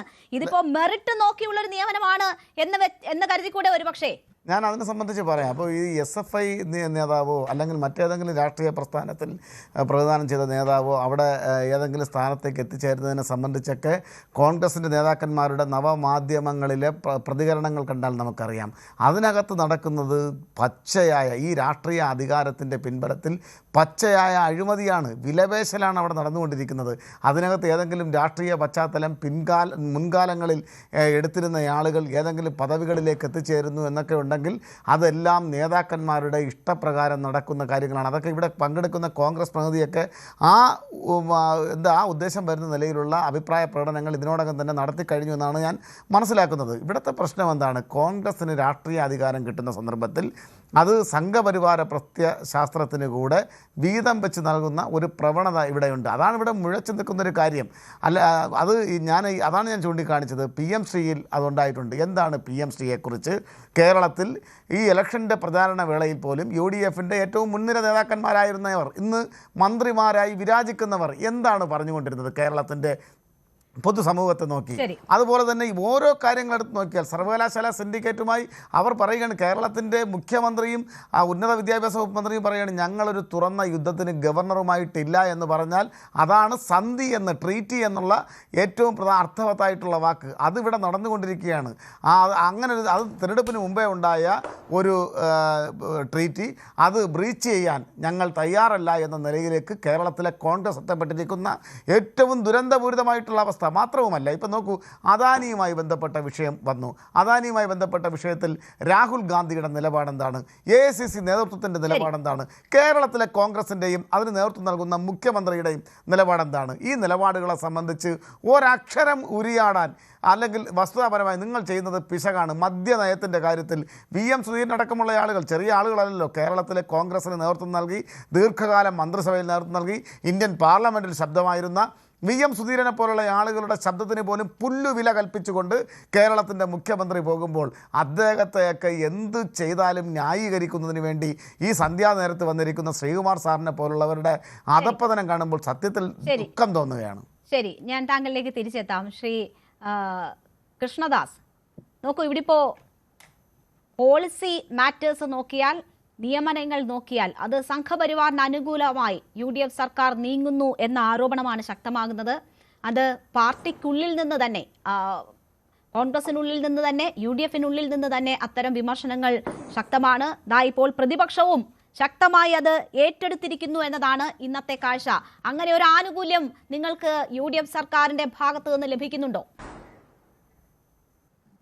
ബഹുമാനപ്പെട്ട രേണുക, നമുക്ക് വളരെ ചിരിയാണ് ഈ കോൺഗ്രസുകാരുടെ ആരോപണങ്ങൾ കാണുമ്പോൾ തോന്നുന്നത്. ഒരു മന്ത്രിസഭ പാസാക്കുന്ന സ്പെഷ്യൽ ഗവൺമെന്റ് ബിൽഡർമാരുടെ ആണെങ്കിലും നിയമനങ്ങളുടെ ആണെങ്കിലും ഒക്കെ നിയമനത്തിന്റെ കാര്യത്തിൽ ആ മന്ത്രിസഭ അറിയാതെ, മന്ത്രിമാരറിയാതെ, കോൺഗ്രസിന്റെ നേതൃത്വം അറിയാതെ ഇങ്ങനെ നടക്കുന്നു എന്ന് യൂത്ത് കോൺഗ്രസ്സുകാരും ശ്രീ ബഹുമാനപ്പെട്ട നിയാസിനെ പോലുള്ളവരൊക്കെ പറഞ്ഞാൽ ആ പാർട്ടിയുടെ ഗതികേട് എന്നല്ലാതെ എനിക്ക് പ്രത്യേകിച്ചൊന്നും അതിനകത്ത് പറയാനില്ല. ശ്രീ നിയാസ് ഉന്നയിച്ച കാര്യങ്ങൾ അത് കൃത്യമായി നടക്കുന്നതാണെങ്കിൽ, ശ്രീ നിയാസ്, എനിക്ക് അങ്ങയോട് ബഹുമാനമാണ് ആ കാര്യത്തിൽ. നിങ്ങളുടെ പാർട്ടിയും മുന്നണിയും അങ്ങനെ ഏതൊരാളുണ്ടെങ്കിലും ശ്രീ ശ്രീകുമാർ സാർ പറഞ്ഞതുപോലെ അവരെ ചെവിക്ക് പിടിച്ച് പുറത്താക്കണം. അതിനുള്ള ധൈര്യം നിങ്ങൾ കാണിക്കണം. ഏത് നേതാവാണ് ഇവർക്ക് ശുപാർശ നൽകിയത്, ഇവരെ നിയമിക്കാൻ ശുപാർശ നൽകിയത് ആരാണ്, നിങ്ങൾ പുറത്തുവിടുക ആരാണെന്നുള്ളത്. അപ്പൊ അറിയാമല്ലോ നിങ്ങളുടെ നേതാക്കന്മാർ ആരൊക്കെയാണ്, എന്തൊക്കെയാണ്, എങ്ങനെയൊക്കെയാണ് ചെയ്യുന്നത് എന്നുള്ളത്. പിന്നെ രേണുക, ഇതിലൊരു പ്രധാനപ്പെട്ട വിഷയം, കേരളത്തിൽ ഇന്ന് ഇടതുപക്ഷത്തു നിന്നാണെങ്കിലും UDF നിന്നാണെങ്കിലും സംഘപരിവാരക്കാരനാണ് എന്നൊരു വാദം അങ്ങ് ഉന്നയിച്ചാൽ ഏതൊരാളെയും നിരന്തരമായി ചീത്ത പറയാം, നിരന്തരമായി സോഷ്യൽ മീഡിയയിൽ അവരെ അപമാനിക്കാം, അവർക്കെതിരെ ആരോപണങ്ങൾ ഉന്നയിക്കാം, എന്തും പറയാം. ശ്രീ നിയാസിനെ ഞാൻ ബഹുമാന പരസ്പരം അങ്ങയോടൊരു കാര്യം ചോദിക്കാൻ ആഗ്രഹിക്കുകയാണ്. നിങ്ങളുടെ മുന്നണിയിൽ, പാർട്ടിയിൽ BJP-യിൽ നിന്ന് വന്ന MLA-മാരില്ലേ? ശ്രീ ശ്രീകുമാർ അത് സൂചിപ്പിച്ചല്ലോ. ഇടതുപക്ഷത്തില്ലേ? ശ്രീ സുരേഷ് കുമാർ, അങ്ങൊന്ന് ആലോചിക്ക്. കഴിഞ്ഞ ഗവൺമെന്റിന്റെ കാലഘട്ടത്തിൽ ദേവസ്വം ബോർഡ് മെമ്പർമാരായിരുന്നവർ, പ്രസിഡന്റ് ആയിരുന്നവർ ഏത് പാർട്ടിയിൽ നിന്നാണ് നിങ്ങളുടെ വന്നത്? നിങ്ങൾ ദേവസ്വം ബോർഡുകളെ കണ്ടിരുന്നത് തന്നെ മറ്റ് പാർട്ടികളിൽ നിന്ന് വരുന്നവരെ പ്രസിഡന്റുമാരാക്കാനും മെമ്പർമാരാക്കാനുമല്ലേ? അപ്പൊ എല്ലാ മുന്നണികളും എല്ലാ പാർട്ടികളും അത് പാർട്ടി ബന്ധം ഉപേക്ഷിച്ച് വരുന്നവരല്ലേ? പാർട്ടി ബന്ധം ഉപേക്ഷിച്ച് വരുന്നവരുമായി ബന്ധപ്പെട്ടല്ലേ അത്തരം ആരോപണങ്ങൾ ഉണ്ടായിട്ടുള്ളത്, അല്ല അത്തരം നിയമനങ്ങൾ ഉണ്ടായിട്ടുള്ളത്? രേണുക, അതാ ഞാൻ പറഞ്ഞത്. ഇവിടെയും നേരത്തെ അത് തന്നെയാണ് വിഷയം. മറ്റൊരു പാർട്ടിയിൽ പ്രവർത്തിച്ചിരുന്നു, അവർ ഇപ്പോൾ കോൺഗ്രസ് ആണ് എന്നും ബഹുമാനപ്പെട്ട മുഖ്യമന്ത്രി പറയുന്നു. അങ്ങനെയാണെങ്കിൽ അതിനെന്താ തെറ്റ്? ഞാൻ തെറ്റൊന്നും കാണുന്നില്ല. ഇപ്പൊ ഞങ്ങൾ കേന്ദ്ര ഗവൺമെന്റിന്റെ അഭിഭാഷകരെ നിയമിക്കുമ്പോൾ, നോട്ടറിമാരെ നിയമിക്കുമ്പോൾ ഒക്കെ ഈ തരത്തിൽ എത്ര വാർത്തകൾ നിങ്ങൾ കൊടുത്തിട്ടുണ്ട്. അതിൽ ഒരു പാർട്ടി അധികാരത്തിൽ വരുന്നു, ഒരു മുന്നണി അധികാരത്തിൽ വരുന്നു, ശരിയാണ്. അതിൽ പ്രവർത്തിക്കുന്ന ആളുകളെ സംബന്ധിച്ച്, അതുമായി ചേർന്ന് നിൽക്കുന്ന ആളുകളെ സംബന്ധിച്ച് പൂർണ്ണമായും അവർ നിയമിക്കപ്പെടണം എന്നുള്ള ആഗ്രഹം ഉണ്ടാകും. അവർ തന്നെയാണ് നിയമിക്കപ്പെടേണ്ടത്. പക്ഷേ ശ്രീ നിയാസിനെ പോലുള്ള ആളുകൾ ആരോപണം ഉന്നയിക്കുമ്പോൾ അതിൽ സംഘപരിവാർ എന്ന് തിരുത്തണ്ട, അതിൽ തിരികെ കയറ്റേണ്ട, ആ തരത്തിൽ ആരോപണങ്ങൾ ഉന്നയിച്ച് നിങ്ങൾക്ക് ഏതെങ്കിലും വ്യക്തിവൈരാഗ്യമോ നിങ്ങളുടെ ഗ്രൂപ്പ് സമവാക്യങ്ങൾ ഒക്കാതെ വരുന്നതിന്റെ കണക്ക് തീർക്കാൻ വേണ്ടിയുള്ള വാദമോ ഒന്നും ഈ കാര്യത്തിൽ സംഘപരിവാറിനെ ചേർത്ത് ചെയ്യേണ്ടതില്ല. ശരിയാണ്, ഏതെങ്കിലും ഒരു BJP-കാരൻ അല്ലെങ്കിൽ ഏതെങ്കിലും ഒരു സംഘപരിവാറുകാരൻ നിങ്ങളുടെ ഭരണ കാലഘട്ടത്തിൽ ഏതെങ്കിലും ഒരു സർക്കാർ പോസ്റ്റിലേക്ക് വരുന്നുണ്ടെങ്കിൽ എന്റെ വ്യക്തിപരമായ അഭിപ്രായത്തിൽ അവരെ നിങ്ങൾ നിയമിക്കരുത്. അതിന് അർഹതയുള്ളവരല്ല സംഘപരിവാറുകാർ. നിങ്ങളുടെ UDF-ന്റെ ഭരണ കാലഘട്ടത്തിൽ അങ്ങനെ ഒരാളെ നിങ്ങൾ വെക്കേണ്ടതില്ല, ഒരു BJP-കാരനെ നിങ്ങൾ വെക്കേണ്ടതില്ല. ഞങ്ങൾ സർക്കാരുകൾ ഉണ്ടാക്കുന്നുണ്ടല്ലോന്നേ. ഞങ്ങൾക്ക് എത്രയോ സർക്കാരുകളുണ്ട്. ഞങ്ങളുടെ ആളുകളെ നിയമിക്കാനല്ലേ ഞങ്ങൾ സർക്കാരുകൾ ഉണ്ടാക്കിയിട്ടുള്ളത്.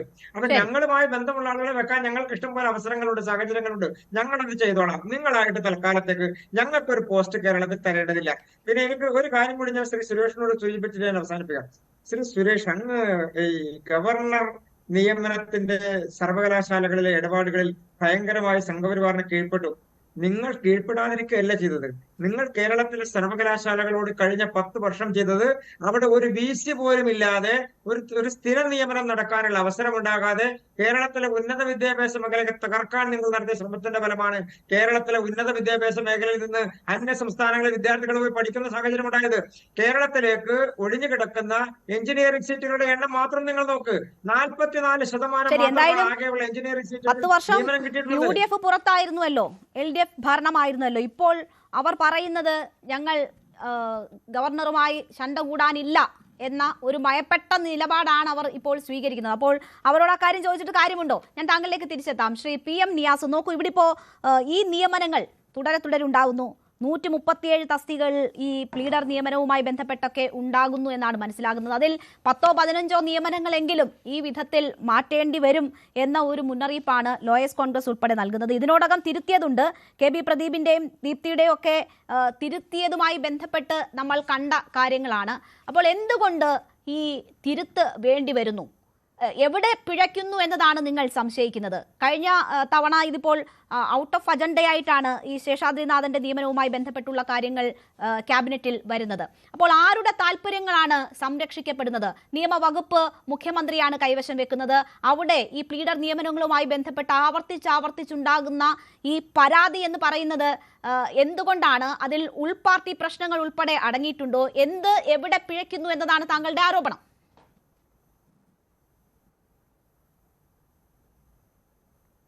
ഞാനത് ശ്രീകുമാർ പറഞ്ഞതിനോട് പൂർണ്ണമായി യോജിക്കുന്നില്ല. ഇതൊരു ഉൾപാർട്ടി പ്രശ്നമായിട്ടോ അല്ലെങ്കിൽ പാർട്ടിക്കുള്ളിലുള്ള പ്രശ്നങ്ങളായിട്ടോ എനിക്ക് തോന്നുന്നില്ല. ഞാൻ എ കെ ആന്റണിയുടെ കാലത്ത് അല്ലെങ്കിൽ ഉമ്മൻചാണ്ടിയുടെ ഒന്നാം മുഖ്യമന്ത്രി ആയിട്ടുള്ള കാലത്ത് ഞാൻ കോഴിക്കോട് സർക്കാർ അഭിഭാഷകനായി സർക്കാർ നിയമിച്ച ഒരാളാണ്.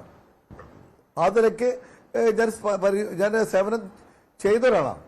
അപ്പോൾ ആ നിലയ്ക്ക് നമ്മൾ മുന്നോട്ട് പോകുമ്പോൾ ഇപ്പോൾ സർക്കാരിൻ്റെ എല്ലാ കാര്യങ്ങളും കോൺഗ്രസ്സുകാർക്ക് മാത്രമോ അല്ലെങ്കിൽ UDFകാർക്ക് മാത്രമോ കൊടുക്കേണ്ട സർക്കാരല്ല. സർക്കാർ ഒരു മുഖ്യമന്ത്രിയായി ഒരാൾ അധികാരത്തിലേറുമ്പോൾ, മന്ത്രിമാരായി അധികാരത്തിലേറുമ്പോൾ, MLAമാരായി അധികാരത്തിലേറുമ്പോൾ അവർ കൃത്യമായി സത്യപ്രതിജ്ഞ ചെയ്യുന്നത് എന്താണ്?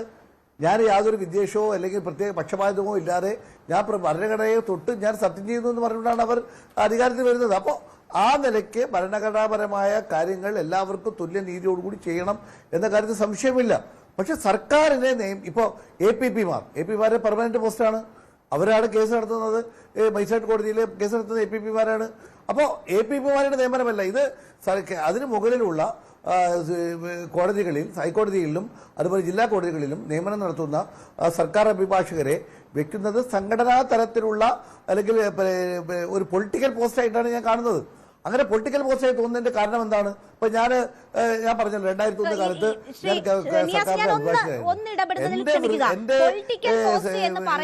കൊണ്ടോ അല്ലെങ്കിൽ നിർണായകമായിട്ടുള്ള കേസുകളുമായി ബന്ധപ്പെട്ടൊക്കെ ഇടപെടേണ്ടവരാണല്ലോ ഈ പബ്ലിക് പ്രോസിക്യൂട്ടർമാരായി നിയമിക്കപ്പെടുന്നവർ.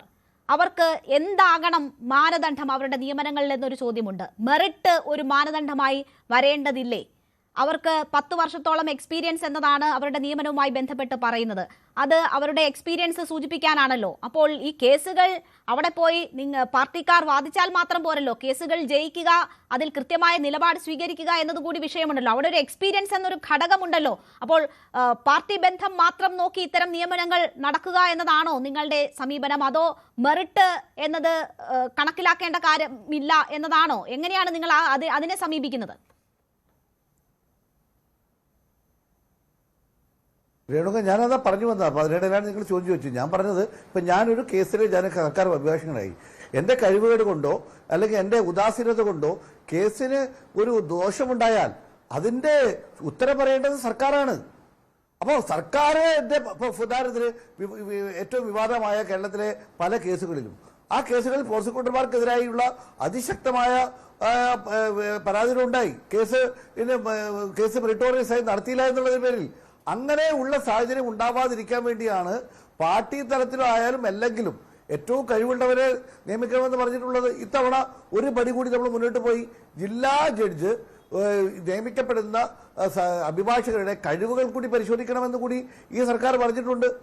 അപ്പൊ അങ്ങനെ പറയാനുള്ള താല്പര്യം കാണിച്ച രേണുക പറഞ്ഞ കാര്യത്തിലാണ്. അപ്പൊ ഏതെങ്കിലും ആളുകളെ കൊണ്ടിരുത്തലല്ല.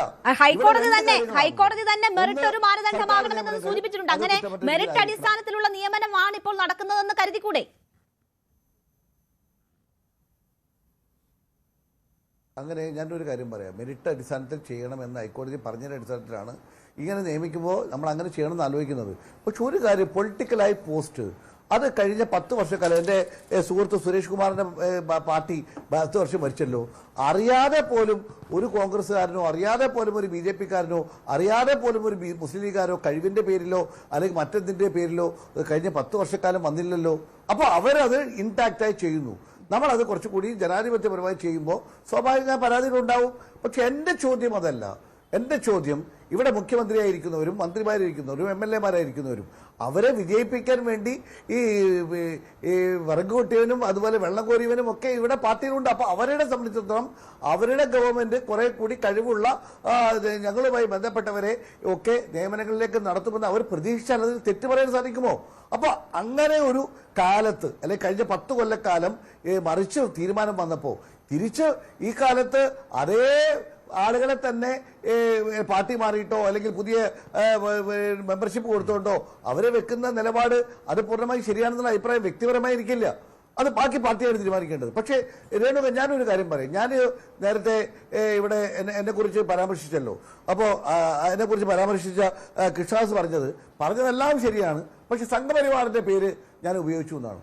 ഞാൻ പറഞ്ഞു, സഹോദര, അദ്ദേഹം പഠിക്കുന്ന കാലത്ത് SFIക്കാരനും ഇടതുപക്ഷ ചിന്താഗതിക്കാരനുമായിരുന്നു.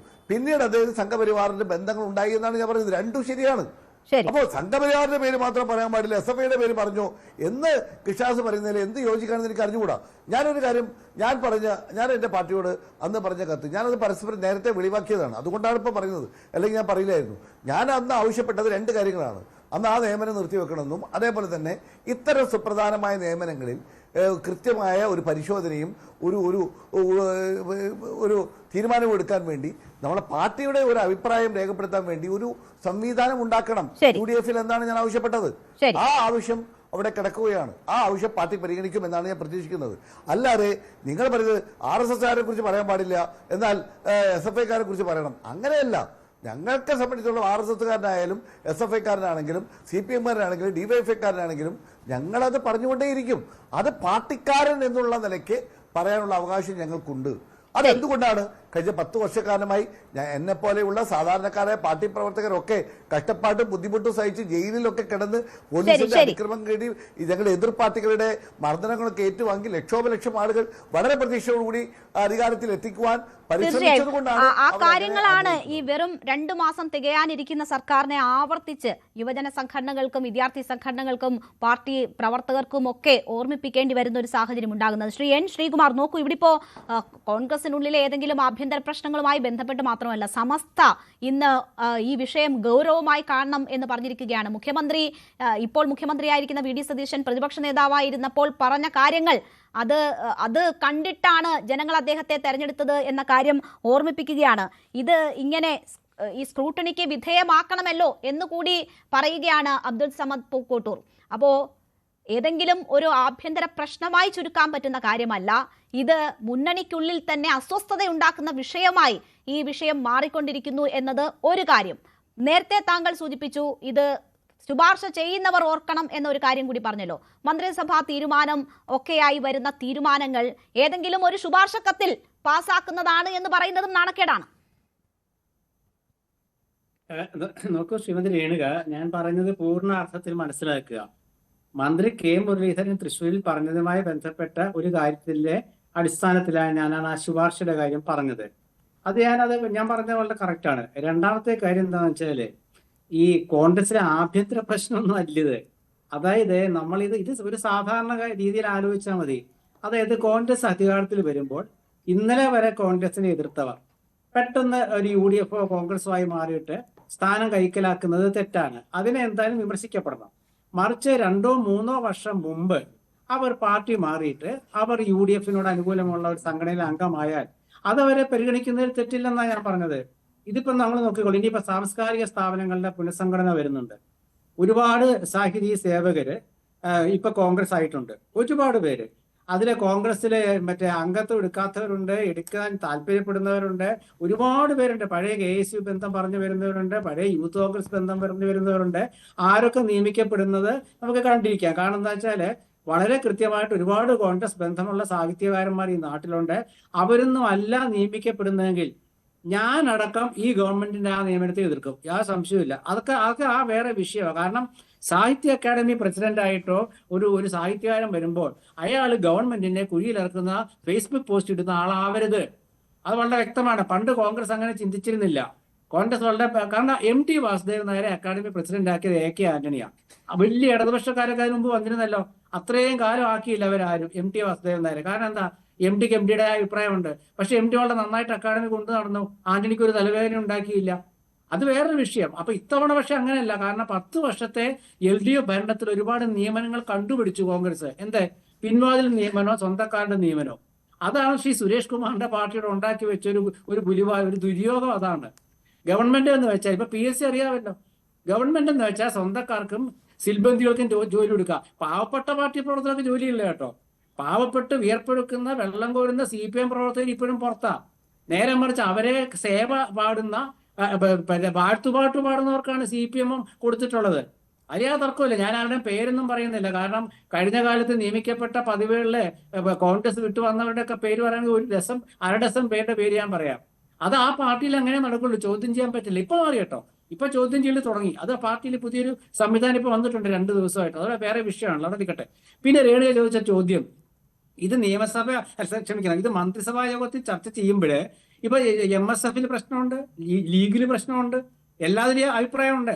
സമസ്ത പറഞ്ഞ കാര്യം എന്താണ്? സംഘപരിവാറുകാരെ UDF നിയമിക്കാൻ പാടില്ല. ശരിയാണത്. കാരണം UDF എന്ന് പറയുന്നത് ദേശീയ തലത്തിലെ CPM അല്ല, കോൺഗ്രസ് ആണ്. BJPയെയും സംഘപരിവാറിന്റെയും രാഷ്ട്രീയത്തെ എതിർക്കുന്നത് കോൺഗ്രസ് ആണ്. ആ രാഷ്ട്രീയത്തിന്റെ അംശം കേരളത്തിലെ UDF അധികാരത്തിൽ വരുമ്പോൾ കയറി പറ്റാൻ പാടില്ല. അതുകൊണ്ടല്ലേ DGP ആയിരുന്ന ADGP ആയിരുന്ന MR അജിത് കുമാറുമായി ബന്ധപ്പെട്ട വിഷയം ഇപ്പോഴും ചർച്ചയാകുന്നത്. അക്കാര്യത്തിൽ തീരുമാനം ഉണ്ടാകുന്നവരെ നമുക്ക് കാത്തിരിക്കാം. തീരുമാനം ഉണ്ടായില്ലെങ്കിൽ അല്ല, അതിലും സമാനമായ വിമർശനങ്ങൾ ഉയർന്നപ്പോഴാണ് ഇപ്പോൾ നിയമോപദേശം തേടിയിരിക്കുന്നത്. ഇന്നിപ്പോൾ നിയമോപദേശം തേടിയെന്ന വാർത്ത വരുന്നു DGP. അല്ല ശ്രീമതി രേണുക, പത്രവാർത്ത പറഞ്ഞിട്ട് നമുക്ക് കാര്യം പറയാൻ പറ്റുമോ? ഇപ്പൊ പത്രവാർത്ത എങ്ങനെയാ ഉണ്ടാകുന്നത് നമുക്കറിയാവുന്ന കാര്യ. പത്രവാർത്തയുമായി ബന്ധപ്പെട്ടിട്ടല്ലേ വിഷയങ്ങളെന്ന്. പത്രവാർത്തയുമായി ബന്ധപ്പെട്ട് അല്ലെങ്കിൽ ഒരു മാസമായി റിപ്പോർട്ട് നൽകിയിട്ട് അതിന്റെ ആദ്യ ഭാഗത്ത് ഉണ്ടായിരുന്ന വേഗത അജിത് കുമാറിലേക്ക് എത്തിയപ്പോൾ ഇല്ല. അപ്പോ സ്വാഭാവികമാണല്ലോ. അങ്ങനല്ല. അങ്ങനെ ആണെങ്കിൽ നമുക്ക് കാത്തിരുന്ന് ഇപ്പൊ ഞാൻ പറഞ്ഞുതരാം. ഇപ്പൊ നമ്മൾ വിഴിഞ്ഞം പദ്ധതി നമ്മൾ കഴിഞ്ഞ 2-3-4 ദിവസം മുമ്പ് കേട്ടതാണോ ഇന്നലെ കേട്ടത്? അല്ലല്ലോ. കാരണം വിഴിഞ്ഞം പദ്ധതിയെ കുറിച്ച് പ്രതിപക്ഷവും അതുപോലെ CPM-ലെ ഒരു വിഭാഗവും ഉന്നയിച്ച ആക്ഷേപം മറ്റൊരു വിഭാഗം തള്ളിക്കളഞ്ഞില്ലേ? അപ്പൊ അതിനർത്ഥം എന്താണ്? ഒരു രാഷ്ട്രീയ ആരോപണം. ഇത് UDF-ലെ പ്രശ്നം എന്താ വെച്ചാൽ UDF ഇതൊക്കെ തുറന്നു പറയും, കുറെ കാര്യങ്ങളൊക്കെ തുറന്നു പറയും. ആ തുറന്നു പറയുന്നതൊക്കെ ഒരു കണക്ക് വരെ ശരിയുമാണ്. പക്ഷേ ഈ തുറന്നു പറയുമ്പോൾ ആരാണ്? ഇപ്പൊ നിയമനത്തിന്റെ കാര്യത്തിലാണല്ലോ തർക്കം. ഞാൻ അതിൽ മാത്രം ഒതുങ്ങി നിൽക്കുകയാണ്. അപ്പൊ സംഘപരിവാർ ബന്ധമുള്ളവർ നിയമിക്കപ്പെടുന്ന പറയാൻ കാണുന്ന അറിയോ? സംഘപരിവാർ ബന്ധമുള്ളവരാണ് നിയമിക്കപ്പെടുന്നതെന്നൊരു ആക്ഷേപം വരുമ്പോൾ അവരെ കുറിച്ച്, അവരുടെ പശ്ചാത്തലത്തെ കുറിച്ച് അന്വേഷിക്കണം. അവരിപ്പോഴും ആ ബന്ധം തുടരുന്നവരാണെങ്കിൽ അത് പുനഃപരിശോധിക്കണം എന്നാണ് ഞാൻ നേരത്തെയും പറഞ്ഞത്, ഇപ്പോഴും പറയുന്നത്. പക്ഷേ മുഖ്യമന്ത്രിയുടെ ഓഫീസിൽ കയറി ഇറങ്ങുന്നതെന്ന് പറഞ്ഞാൽ തെറ്റാണത്. കാരണം എന്താ? മുഖ്യമന്ത്രിയുടെ ഓഫീസിൽ ആർക്കും പോകാം. പണ്ട് പോകാൻ പറ്റുന്നില്ല. 10 വർഷമായിട്ട് 2016-17 തൊട്ട് 2025 ഡിസംബർ വരെ അല്ലെങ്കിൽ ജനുവരി ഫെബ്രുവരി വരെ മുഖ്യമന്ത്രിയുടെ ഓഫീസ് അടച്ചിട്ടിരിക്കുകയായിരുന്നു. അവിടെ സംഘപരിവാരോ കോൺഗ്രസ്സുകാരനോ മാർക്സിസ്റ്റുകാർക്കോ പോകാൻ പറ്റിയിരുന്നില്ല. മാർക്സിസ്റ്റ് പ്രവർത്തകർക്ക് പോകാൻ പറ്റിയിരുന്നില്ല. രേണുകയ്ക്ക് പോകാൻ പറ്റിയിരുന്നില്ല. അക്രഡിറ്റേഷൻ ഉള്ളതാണെങ്കിൽ രേണുകയ്ക്ക് പോകാൻ പറ്റിയിരുന്നില്ല. നിയമസഭയിലെ റിപ്പോർട്ട് ചെയ്യാൻ പറ്റിയിരുന്നില്ല. സെക്രട്ടേറിയറ്റിലെ അംഗീകൃത പത്രപ്രവർത്തകർക്ക് പ്രവേശനം ഉണ്ടായിരുന്നില്ല. ജനങ്ങൾക്ക് നിവേദനം കൊടുക്കാൻ നിവൃത്തിയുണ്ടായിരുന്നില്ല. ഇപ്പൊ സംഘപരിവാറുകാർക്ക് മുഖ്യമന്ത്രി ഓഫീസിൽ പോവാം. ഇപ്പൊ RV ബാബു കഴിഞ്ഞ ദിവസം ഏതൊരു നിവേദനം കൊടുത്തിട്ട് പടം ഞാൻ കണ്ടു. മുഖ്യമന്ത്രി ഓഫീസിൽ പോയിട്ട് കൊടുക്കാം. എത്രയോ പേര് പോകുന്നു. CPM-കാർ പോകുന്നുണ്ടല്ലോ, എത്രയോ CPM-കാർ പോകുന്നു. അതുപോലെ എത്രയോ തീവ്രവാദ നിലപാടുള്ളവരെ, കമ്മ്യൂണിസ്റ്റുകളെ പോകുന്നു. എല്ലാവരും പോകുന്നുണ്ട്. അത് മുഖ്യമന്ത്രിയുടെ ഓഫീസിലാണ്. മുഖ്യമന്ത്രി തിരഞ്ഞെടുക്കപ്പെട്ട ജനങ്ങളുടെ മുഖ്യമന്ത്രിയാ. അവിടെ ABCD എന്നുള്ള വേർതിരിവൊന്നുമില്ല. ആർക്ക് വേണമെങ്കിൽ പോവാം. ശ്രീ സുരേഷ് നാളെ പോയാലും സുരേഷിനെ തടയില്ല. പണ്ട് എനിക്ക് പോകാൻ പറ്റിയിരുന്നില്ല, എന്നെ തടഞ്ഞിരുന്നു. അതാ വിഷയം. പക്ഷേ ഈ നിയമനങ്ങളുമായി ബന്ധപ്പെട്ട് ചേർത്തുകൊണ്ടാണ് റിയാസ് അത്തരം ഒരു ആരോപണം ഉന്നയിക്കുന്നത്. കോൺഗ്രസ് നേതൃത്വം AICC അക്കാര്യങ്ങളിൽ മറുപടി പറയണം എന്നത് കൂടിയാണ് റിയാസ് പറഞ്ഞിരിക്കുന്നത്. എന്താണ് ലക്ഷ്യമെന്നത് വ്യക്തമാണല്ലോ. ഞാൻ താങ്കളിലേക്ക് തിരിച്ചെത്താം. ശ്രീ ഡി സുരേഷ് കുമാർ, നോക്കൂ, ഇവിടെ ഇപ്പോൾ ഈ പ്ലീഡർ നിയമനവുമായി ബന്ധപ്പെട്ടാണെങ്കിൽ പിണറായി വിജയന്റെ ഭാര്യയുടെ ബന്ധു T നവീനെ നിയമിച്ചതുമായി ബന്ധപ്പെട്ടൊക്കെയുള്ള ആരോപണം നേരത്തെ ഉയർന്നതാണ്.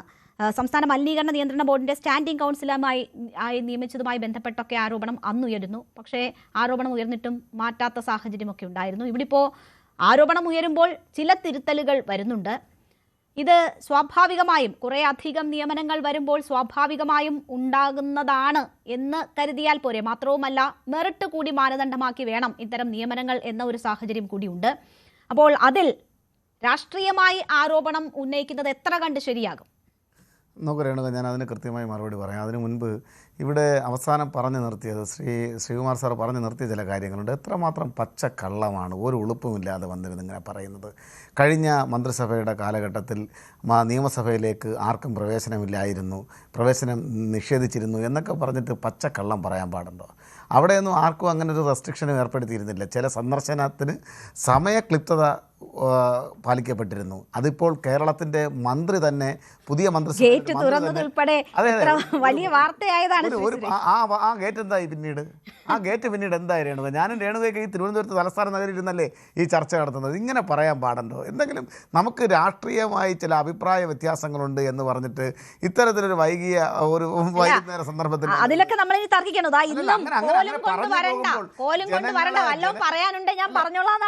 അതെ, പ്രേക്ഷക സമൂഹത്തെ തെറ്റിദ്ധരിപ്പിക്കുന്ന നിലയിൽ ഈ മന്ത്രിസഭ ഇങ്ങനെ പറയുമ്പോൾ ഈ മന്ത്രിസഭയിലൊരു മന്ത്രി ഈ വിസിറ്റേഴ്സിന് ഒരു റെസ്ട്രിക്ഷൻ ഏർപ്പെടുത്തണമെന്ന് കേരളത്തിൻ്റെ നിയമസഭയ്ക്കകത്ത് പറഞ്ഞിട്ട് അധിക ദിവസമായില്ല. ഞാനും രേണുകയും ശ്രീകുമാർ സാറും ഒക്കെ ഈ ചർച്ചയിൽ പങ്കെടുക്കുന്ന സഹ പാനലിസ്റ്റുകളും സാക്ഷിയാണ്. ഇവിടുത്തെ പ്രശ്നം എന്താണെന്ന് അറിയാമോ? യഥാർത്ഥ വിഷയത്തിൽ നിന്നും ഇതിനെ വ്യതിചലിച്ച് കൊണ്ടുപോവുക എന്ന വളരെ ഹിഡൻ അജണ്ട വളരെ തന്ത്രപരമായി നടപ്പിലാക്കുകയാണ്. ബഹുമാനപ്പെട്ട കോൺഗ്രസിൻ്റെ പ്രതിനിധി ഒരു കാര്യം പറഞ്ഞു. സത്യപ്രതിജ്ഞ ചെയ്ത് അധികാരമേൽക്കുന്ന ഒരു മന്ത്രിസഭയിലെ മന്ത്രിമാരും നേതാക്കന്മാരും ഇവിടെ കൃത്യമായി തുല്യനീതി ലംഘിക്കപ്പെടുന്ന പ്രവൃത്തി നടത്തിക്കൊണ്ടിരിക്കുകയാണ്. വളരെ ഗൗരവതരമായിട്ടുള്ള ഒരാക്ഷേപമാണ് കോൺഗ്രസിൻ്റെ സമുന്നതനായിട്ടുള്ള നേതാവ് കൂടിയായിട്ടുള്ള എൻ്റെ സഹ പാനലിസ്റ്റ് ഇവിടെ ഉന്നയിച്ചത്. ഞാൻ കരുതി രേണു ആ സന്ദർഭത്തിൽ തന്നെ അത് ചോദ്യം ചെയ്യും എന്നാണ് ഞാൻ കരുതിയിരുന്നത്. അങ്ങനെ തുല്യനീതി ലംഘിക്കുന്ന നേതാക്കന്മാർക്ക് ഈ മന്ത്രിസഭയിൽ തുടരാനുള്ള അധികാരവും അവകാശവും ഉണ്ടോ എന്നുള്ളതാണ് എൻ്റെ പ്രസക്തമായിട്ടുള്ള ക്വസ്റ്റ്യൻ. രണ്ടാമത്തെ കാര്യം, BJPയുടെ പ്രതിനിധി ഇവിടെ പറഞ്ഞ ചില കാര്യങ്ങളാണ്.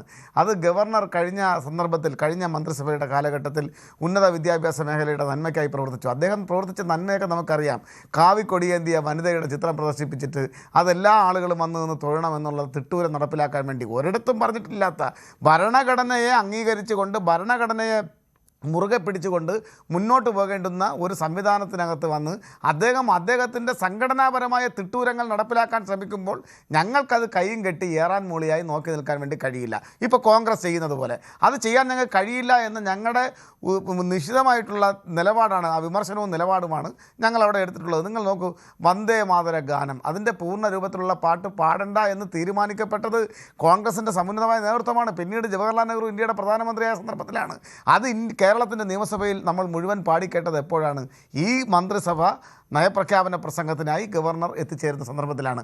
ആരാണ് മുഖ്യമന്ത്രി? ശ്രീ VD സതീശൻ. മതനിരപേക്ഷതയുടെ കാവലാളെന്ന് സ്വയം അഹങ്കരിച്ച് കേരളത്തിൻ്റെ മണ്ണിൽ നടന്നയാളാണ്. ഇങ്ങനെ കീഴടങ്ങി കൊടുക്കാൻ പാടുണ്ടോ? അത് പറയുമ്പോൾ അങ്ങനെ പറയാൻ പാടില്ല. ഞങ്ങൾ ട്രീറ്റി ബ്രീച്ച് ചെയ്യാൻ ഞങ്ങൾ ആഗ്രഹിക്കുന്നില്ല എന്ന മറുപടിയാണോ അവിടെ പറയേണ്ടത്? പിന്നെ അടുത്ത പറഞ്ഞാൽ എന്നെക്കൊണ്ട് കൂടുതലൊന്നും പറയിപ്പിക്കരുത്. ഇതൊന്നും ഒരു കേരളത്തിൻ്റെ മുഖ്യമന്ത്രിക്ക് ചേർന്ന പദാവലികളിൽ പെടുന്ന കാര്യങ്ങളല്ല എന്നുള്ളതെങ്കിലും താങ്കളെപ്പോലുള്ള ആളുകൾ അദ്ദേഹത്തിന് പറഞ്ഞു കൊടുക്കാൻ തയ്യാറാകണം. ഇവിടുത്തെ പ്രശ്നം എന്താണെന്ന് അറിയാമോ? ഈ ക്യാബിനറ്റിൽ പോലും ശ്രീകുമാർ സാർ പറയുന്നത് സ്വന്തക്കാരെ നിയമിച്ചു. ഞാനും പേര് പറയുന്നില്ല. ക്യാബിനറ്റിൽ ഇപ്പോൾ സ്വന്തക്കാരില്ലേ സാറേ? ക്യാബിനറ്റിലില്ലേ സ്വന്തക്കാർ?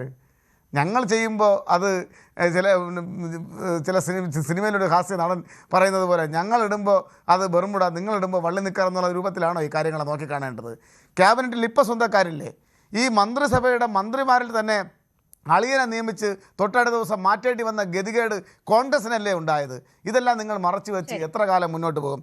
പിന്നെ 2011 മുതൽ 2016 വരെ ഈ സംസ്ഥാനം ഭരിച്ചിരുന്ന ഉമ്മൻചാണ്ടിയുടെ ഗവൺമെൻറ്, ആ ഗവൺമെൻറ്റിനകത്ത് നിശ്ചിതമായ ജനാധിപത്യത്തിൻ്റെ വസന്തം നിങ്ങൾ തന്നെ പാടി പുകഴ്ത്തുന്നത് പോലെ കോൺഗ്രസിനകത്ത് ജനാധിപത്യത്തിൻ്റെ വസന്തം, അതിൻ്റെ വസന്ത പൂമഴ പെയ്യിച്ചുകൊണ്ടിരുന്നയാളാണ് ഇന്നത്തെ കേരളത്തിൻ്റെ മുഖ്യമന്ത്രി. ഇത് തട്ടിപ്പുകാരുടെ ഭരണമാണ്, ഇത് കള്ളക്കച്ചവടക്കാരുടെ ഭരണമാണെന്ന് മാധ്യമ പ്രവർത്തകരെ നോക്കി യാതൊരുവിധ ഉളുപ്പുമില്ലാതെ നിരന്തരം പറഞ്ഞുകൊണ്ടിരുന്ന ആളാണ് കേരളത്തിൻ്റെ മുഖ്യമന്ത്രി. അപ്പോൾ അദ്ദേഹത്തിനെതിരെ വിമർശനം വരുമ്പോൾ എന്നെക്കൊണ്ട് കൂടുതലൊന്നും പറയിപ്പിക്കരുതെന്ന മറുപടിയല്ല, വിമർശനങ്ങൾക്കുള്ള കൃത്യമായിട്ടുള്ള ഉത്തരവാദിത്തപ്പെട്ട മറുപടി പറയാൻ അദ്ദേഹം ബാധ്യസ്ഥനാണ്. പിന്നെ ഇവിടെ ചോദിച്ചൊരു പ്രസക്തമായ ചോദ്യമുണ്ട്. ഞങ്ങളുടെ കാലത്ത് അത്തരത്തിലുള്ള നിയമനങ്ങളൊന്നും തന്നെ, ബന്ധുത്വ നിയമനങ്ങളൊന്നും നടത്തിയിട്ടില്ല. ഇത് രാഷ്ട്രീയ ആരോപണം മാത്രമാണ്. അത് രാഷ്ട്രീയ ആരോപണം മാത്രമാണ്. കഴിവില്ലാത്തവരെ ഇവിടെ പറഞ്ഞല്ലോ, കഴിവില്ലാത്തവരെ എവിടെയെങ്കിലും നോമിനേറ്റ് ചെയ്തിട്ടുണ്ടോ? ഏതെങ്കിലും തലത്തിലേക്ക് ഏതെങ്കിലും പ്രാപ്തിയില്ലാത്ത ആളുകളെ വെച്ചിട്ടുണ്ടോ? ഇവിടുത്തെ പ്രശ്നം എന്താണെന്ന് അറിയാമോ? ഇവിടുത്തെ പ്രശ്നം കോൺഗ്രസ് ചെയ്തുകൊണ്ടിരിക്കുന്നത് പണം വാങ്ങിക്കൊണ്ട് നേതാക്കന്മാർ പല ആളുകളെയും പല പോസ്റ്റുകളിലേക്ക് കയറ്റാൻ. അതിൻ്റെ സൂചനയാണ് ഇവിടെ ഇപ്പോൾ സാഹിത്യ മേഖലയിൽ ആരെങ്കിലും നിയമിച്ചാൽ ഞാൻ രംഗത്തിറങ്ങും. അത് അദ്ദേഹവുമായി ബന്ധപ്പെട്ട കാലത്താണ്, അദ്ദേഹവുമായി ബന്ധപ്പെട്ട ഒരു കാര്യമാണ്. വരട്ടെ, ഇനിയും നിയമനങ്ങൾ വരാൻ പോവുകയാണ്. അത് മാത്രമല്ല അദ്ദേഹം പറഞ്ഞത് UDF-നെതിരായി എന്തെങ്കിലും വിളിച്ചു പറയുന്നവരെന്നാണ്. ഈ സർക്കാരിന്റെ ഭരണമാറ്റം, ഭരണ തുടർച്ച വേണ്ട എന്ന് പറഞ്ഞത് സാഹിത്യ അക്കാദമിയുടെ അധ്യക്ഷ സ്ഥാനത്ത് കൊണ്ടിരുന്ന ഈ സർക്കാരിനെ UDF UDF സർക്കാരിനെ അധികാരത്തിലേക്ക് കൊണ്ടുവരാൻ തന്നെ ആ പരാമർശം എത്രമാത്രം ഉപകരിച്ചു എന്നത് ഞാൻ ഓർത്തിരുന്നു. പിന്നെ സമയം കളയണ്ടെന്ന് വിചാരിച്ചിട്ടാണ് അപ്പോൾ പറയാതിരുന്നത്. ശ്രീകുമാർ, താങ്കൾക്ക് പോകേണ്ടത് കൊണ്ട് എന്തെങ്കിലും ഈ വ്യക്തിപരമായി കൂടി ഉന്നയിച്ച കാര്യങ്ങളിൽ പറയണമെങ്കിൽ പറയാം. അല്ല, അതായത് വ്യക്തിപരമായിട്ടുള്ള പോട്ടെ. കാരണം അഡ്വക്കേറ്റ് സുരേഷ് രാഷ്ട്രീയ പ്രതിനിധി ആയതുകൊണ്ട് അദ്ദേഹം പറയുന്നതൊക്കെ വ്യക്തിപരമായിട്ട് എടുക്കില്ല. പക്ഷെ അദ്ദേഹം മറന്നൊരു കാര്യമുണ്ട്. കാരണം ഞാൻ പറഞ്ഞ സെക്രട്ടേറിയറ്റിനുള്ളിലത്തെ മാധ്യമ സ്വാതന്ത്ര്യത്തിന്റെ വിലക്ക്, നിയമസഭയിലെ ചാനലുകൾക്ക് സ്വതന്ത്രമായിട്ട് ചിത്രീകരണത്തിനുള്ള വിലക്ക്, ഇതൊക്കെയാണ് ഞാൻ ഉദ്ദേശിച്ചതും പറഞ്ഞതും. അതൊക്കെ 10 വർഷമായിട്ട് ഉണ്ടായിട്ടില്ലെന്ന് മാത്രമല്ല, വാർത്ത എഴുതിയവർക്കെതിരെ കേസെടുക്കുകയും ചെയ്തു. അതൊക്കെയാണ് ഞാൻ ഉദ്ദേശിച്ചത്. കാരണം ഞാൻ ആ രംഗത്തുള്ള ഒരാളായിരുന്നു. പിന്നെ മറ്റൊരു വിഷയം എന്താ വെച്ചാല്, ഈ എന്നെ കൊണ്ടൊന്നും പറയിപ്പിക്കേണ്ടെന്ന് വെച്ചാൽ ഇതുപോലെ പറഞ്ഞ മുൻ മുഖ്യമന്ത്രി നമുക്കുണ്ട്. മാത്രവുമല്ല, ഇന്ന് രാവിലെ ഡൽഹിയിൽ അദ്ദേഹം എന്താ പറഞ്ഞേ, ഈ വടിയും കൊണ്ട് എന്റെ മുമ്പിൽ നിൽക്കണ്ടെന്നല്ല പറഞ്ഞേ. ഇന്ന് നടന്നതല്ലേ, പിടിച്ചിറക്കി വിടുമെന്ന് പറഞ്ഞില്ലേ സാറേ? പിടിച്ചിറക്കി വിടുമെന്ന് പറഞ്ഞില്ലേ? ഇവിടെ അധികം ചോദിച്ചാൽ പിടിച്ചിറക്കി വിടും, പുറത്താക്കുമെന്ന് പറഞ്ഞിട്ടില്ലേ? പറഞ്ഞിട്ടുണ്ട്. ആ ചോദ്യം ആവർത്തിച്ചൊരു അജണ്ടയുമായിട്ട് വന്ന CPM അനുഭാവമുള്ള CPM ചാനലുകളുടെ അല്ലെങ്കിൽ CPM പ്രസിദ്ധീകരണങ്ങളുടെ ലേഖകന്മാരെ നിരന്തരം തടസ്സപ്പെടുത്തുമ്പോൾ പിടിച്ചു പുറത്തുവിടുന്ന് പറഞ്ഞിട്ടുണ്ട്. ഇല്ലെന്നാരാ പറഞ്ഞേ? അത് ആ സമയത്ത് അങ്ങനെ പറയേണ്ടി വന്നു, പറഞ്ഞിട്ടുണ്ട്. അതൊന്നും തെറ്റ് പറയുന്നില്ല. പക്ഷെ ഇന്നത്തെ പ്രതിപക്ഷ നേതാവായ പിണറായി വിജയൻ ഇന്ന് ഡൽഹിയിലെ മാധ്യമപ്രവർത്തകരോട് എന്താ പറഞ്ഞത്? ഇന്ന് രാവിലെ സുരേഷ് വക്കീലെ ഒന്ന് എടുത്ത് നോക്ക്. അത്രേ ഉള്ളൂ എനിക്ക് പറയാം. ശരി. ശ്രീ പി കൃഷ്ണദാസ്, നോക്കൂ, ഇവിടെ ഇപ്പോ നമ്മൾ ഈ കുറച്ച് സമയം സർക്കാരിന്റെ 2 മാസം തികയുന്നതിന് മുൻപുള്ള സമയം നോക്കിയാൽ തന്നെ PM ശ്രീയുമായി ബന്ധപ്പെട്ട്, PMAYയുമായി ബന്ധപ്പെട്ട്, ഈ തെരഞ്ഞെടുപ്പ് കമ്മീഷൻ നിയമനവുമായി ബന്ധപ്പെട്ട് എല്ലാം ഈ സംഘപരിവാർ ബന്ധം ആരോപിക്കപ്പെടുകയാണ്. തെരഞ്ഞെടുപ്പിലേക്ക് പോകുമ്പോൾ ഡീലായിരുന്നു ഏറ്റവും വലിയ ആരോപണം. അതിനുശേഷം ഇപ്പോൾ സംഘപരിവാർ വിധേയത്വം ഈ സർക്കാരിന്റെ ഭാഗത്തു നിന്നും ഉണ്ടാകുന്നു എന്നതാണ്. നിങ്ങൾക്ക് 3 MLA-മാരാണുള്ളത്. ആ ഘട്ടത്തിലും തന്ത്രപ്രധാനമായിട്ടുള്ള ഇടങ്ങളിലേക്ക് നിങ്ങളുടെ പ്രതിനിധികൾ എത്തുന്നു. സർവകലാശാലകളിൽ എന്താണ് നടക്കുന്നത് നമുക്കറിയാം. അവിടെ യാതൊരു എതിർപ്പുമില്ലാതെ വഴങ്ങിക്കൊടുക്കുന്നതിന്റെ സമീപനം സർക്കാരിന്റെ ഭാഗത്തു നിന്നും ഉണ്ടാകുന്നു. കോൺഗ്രസിന്റെ മുന്നണിക്കുള്ളിൽ പോലും അസ്വാരസ്യങ്ങൾ ഉണ്ടാകുമ്പോഴും നിങ്ങളുടെ താല്പര്യങ്ങൾ സംരക്ഷിക്കപ്പെടുന്നു എന്നൊരു പ്രതീതിയാണ് പുറമേക്ക് വരുന്നത്.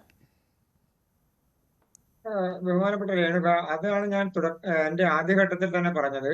കേരളത്തിന്റെ പൊതുവായിട്ടുള്ള ഇപ്പോഴത്തെ ഒരു രാഷ്ട്രീയ സിസ്റ്റത്തിൽ BJPക്കെതിരെ, സംഘപരിവാറിനെതിരെ, ഒരു വ്യക്തിയെ സംബന്ധിച്ച്, ഒരു തീരുമാനത്തെ സംബന്ധിച്ച്, സർക്കാരിന്റെ ഒരു നടപടിയെ സംബന്ധിച്ചൊക്കെ എന്ത് പറഞ്ഞാലും അത് ഡീലാണ്, അതല്ലെങ്കിൽ സംഘപരിവാർ അജണ്ടയുടെ ഭാഗമാണ് എന്ന് പറഞ്ഞാൽ തങ്ങളുടെ മുന്നണിയിലുള്ള അല്ലെങ്കിൽ എതിർചേരിയിലുള്ള ആളുകളുമായി ബന്ധപ്പെട്ടുകൊണ്ട് ഒരു വലിയ രാഷ്ട്രീയ മുന്നേറ്റം ഉണ്ടാക്കാം എന്ന് വിചാരിക്കുന്ന ആളുകളാണ് കേരളത്തിലെ UDFന്റെയും LDFന്റെയും ഭാഗമായി നിൽക്കുന്ന പല മുന്നണിയിലും പെട്ടിട്ടുള്ള, പല പാർട്ടികളിലും പെട്ടിട്ടുള്ള നേതാക്കന്മാരും മുന്നണിയിലെ ഘടകകക്ഷികളുമെല്ലാം. ഉദാഹരണത്തിന് മുസ്ലിം ലീഗിന്റെ ഭാഗത്തുനിന്നുണ്ടാകുന്ന അഭിപ്രായങ്ങൾ, സമസ്തയുടെ ഭാഗത്തുനിന്നുണ്ടാകുന്ന അഭിപ്രായങ്ങൾ, ഇടതുപക്ഷ പ്രസ്ഥാനങ്ങളുടെ ഭാഗത്തുനിന്നുണ്ടാകുന്ന അഭിപ്രായങ്ങൾ, ഇതെല്ലാം സൂചിപ്പിക്കുന്നത് അതെല്ലാം എന്തിലേക്ക് കോർണർ ചെയ്യപ്പെടുന്നത്. ഇപ്പോ BJP ബന്ധം ആരോപിക്കുക, RSS ബന്ധം ആരോപിക്കുക, അതൊരു വ്യക്തിയെ സംബന്ധിച്ച് ആരോപിക്കുക, നേരത്തെ താങ്കൾ സൂചിപ്പിച്ചതുപോലെ തെരഞ്ഞെടുപ്പ് സമയത്ത് അങ്ങനെ ഒരു ആരോപണം ഉന്നയിക്കുക, ഇതെന്തിനു വേണ്ടിയിട്ടാ? കേരളത്തിലെ ന്യൂനപക്ഷ വോട്ടുകളെ കേന്ദ്രീകരിക്കാൻ കഴിയുമോ എന്നൊരു ശ്രമം നടത്തുക എന്നുള്ളതാണ്. അതിൽ UDFകാർ ഒരു സമയത്ത് വിജയിച്ചു, ഒരു സമയത്ത് LDFകാരും വിജയിച്ചിട്ടുണ്ട്. ഇപ്പൊ കേരളത്തിൽ ശ്രീ വെള്ളാപ്പള്ളി നടേശനെതിരെ എത്രയോ ആരോപണങ്ങൾ ഉന്നയിച്ചു, ഇടതുപക്ഷത്തു നിന്നും വലതുപക്ഷത്തു നിന്നും ഒക്കെ. എന്തായിരുന്നു അടിസ്ഥാനം? അതൊരു വിഭാഗത്തെ തൃപ്തിപ്പെടുത്തുക, ഒരു വിഭാഗത്തിന്റെ വോട്ട് കാൻവാസ് ചെയ്യാനുള്ള ശ്രമം നടത്തുക എന്നുള്ളതാണ്. അതിൽ ഒരു അജണ്ടയുണ്ട്. ആ അജണ്ട എന്ന് പറയുന്നത് കേരളത്തിലെ BJP വിരുദ്ധ രാഷ്ട്രീയത്തിന്റെ ഭാഗം എന്നുള്ള നിലക്കല്ല. BJP വിരുദ്ധതയല്ല ഇവരുടെ മുന്നിലുള്ളത് അത് പറയുമ്പോൾ കിട്ടുന്ന മറ്റൊരു വിഭാഗത്തിന്റെ വോട്ടുണ്ട്. അത് എങ്ങനെ ക്യാൻവാസ് ചെയ്യാം, ആ ശ്രദ്ധ എങ്ങനെ ക്യാൻവാസ് ചെയ്യാം എന്നുള്ളത് മാത്രമാണ് രേണുക. അതൊരു രാഷ്ട്രീയമാണ്. ആ രാഷ്ട്രീയത്തെ ശ്രീ നിയാസിന് ഉപയോഗിക്കാം, ശ്രീ സുരേഷ് കുമാറിന് ഉപയോഗിക്കാം. അതിൽ തെറ്റൊന്നും ഞാൻ കാണുന്നില്ല.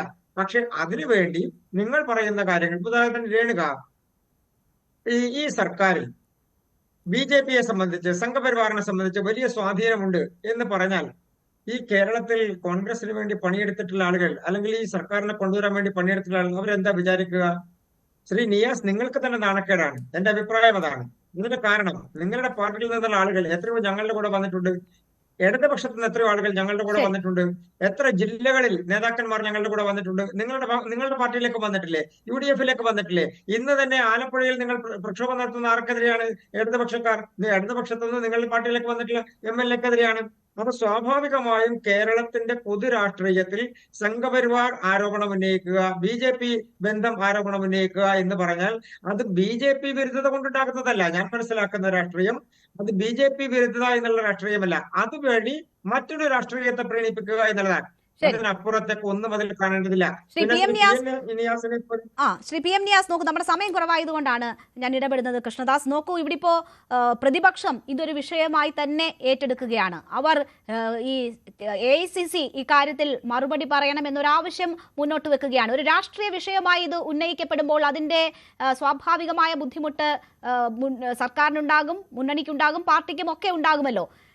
ഇപ്പോൾ ലീഗ് അവരുടെ പ്രധാനപ്പെട്ട ഒരു യോഗത്തിലേക്ക് കടക്കാൻ പോകുന്നു. അവരുമായി ബന്ധപ്പെട്ടും ഈ വിഷയം വലിയ ചർച്ചയാകുന്നു.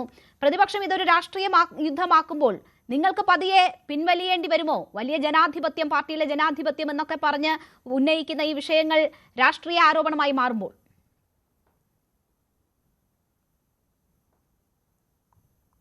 രാഷ്ട്രീയ ആരോപണങ്ങൾ എന്ത് വേണം വന്നോട്ടെ. UDF അത് ഒറ്റക്കെട്ടായി ഇത്തരം കാര്യങ്ങൾ, പരാതികൾ വന്ന കാര്യങ്ങൾ പരിശോധിച്ച് അതിനാവശ്യമായ ഇനിയുള്ള കാര്യങ്ങളിൽ ആവശ്യമായ ശ്രദ്ധ കൊടുത്ത് മുന്നോട്ട് കൊണ്ടുപോകും തന്നെയാണ് ഞാൻ വിശ്വസിക്കുന്നത്.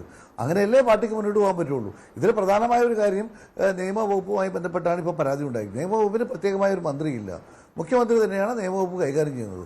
അതുകൊണ്ട് അദ്ദേഹത്തിന്റെ തിരക്കിനിടയിൽ അദ്ദേഹത്തിന് പൂർണ്ണമായും അത് ശ്രദ്ധിക്കാൻ കഴിയുന്നോ എന്ന് എനിക്ക് അറിഞ്ഞുകൂടാ. എന്തായിരുന്നാലും അതിനൊക്കെ ഒരു സംവിധാനം പാർട്ടി ഉണ്ടാക്കും. താങ്കൾ പ്രതീക്ഷിക്കുന്നു ഇപ്പോഴും അത്തരം കാര്യങ്ങളിൽ പ്രതിപക്ഷം അല്ല, ഞാൻ ചോദിക്കട്ടെ, അത്തരം കാര്യങ്ങളിൽ പാർട്ടി ഇക്കാര്യത്തിൽ ഇതുപോലെ KSU സംസ്ഥാന പ്രസിഡന്റിന്റെ പരാതിയൊക്കെ പരിശോധിക്കും തന്നെയാണ് ഞാൻ പ്രതീക്ഷിക്കുന്നത്. അത്തരത്തിലുള്ള പരിശോധിച്ച് ആവശ്യമായ ക്രമീകരണങ്ങൾ പാർട്ടിയിൽ ഉണ്ടാക്കുക തന്നെ ചെയ്യും. കാലങ്ങളായി അങ്ങനെയാണല്ലോ പാർട്ടി ചെയ്തിട്ടുള്ളത്. അപ്പോൾ അതുകൊണ്ട് മുഖ്യമന്ത്രിയുടെ ഓഫീസിൽ നിന്ന് ഇക്കാര്യത്തിൽ ആവശ്യമായ ക്രമീകരണങ്ങൾ ഉണ്ടാകുമെന്നാണ് എനിക്ക് കിട്ടിയിട്ടുള്ള ബോധ്യം.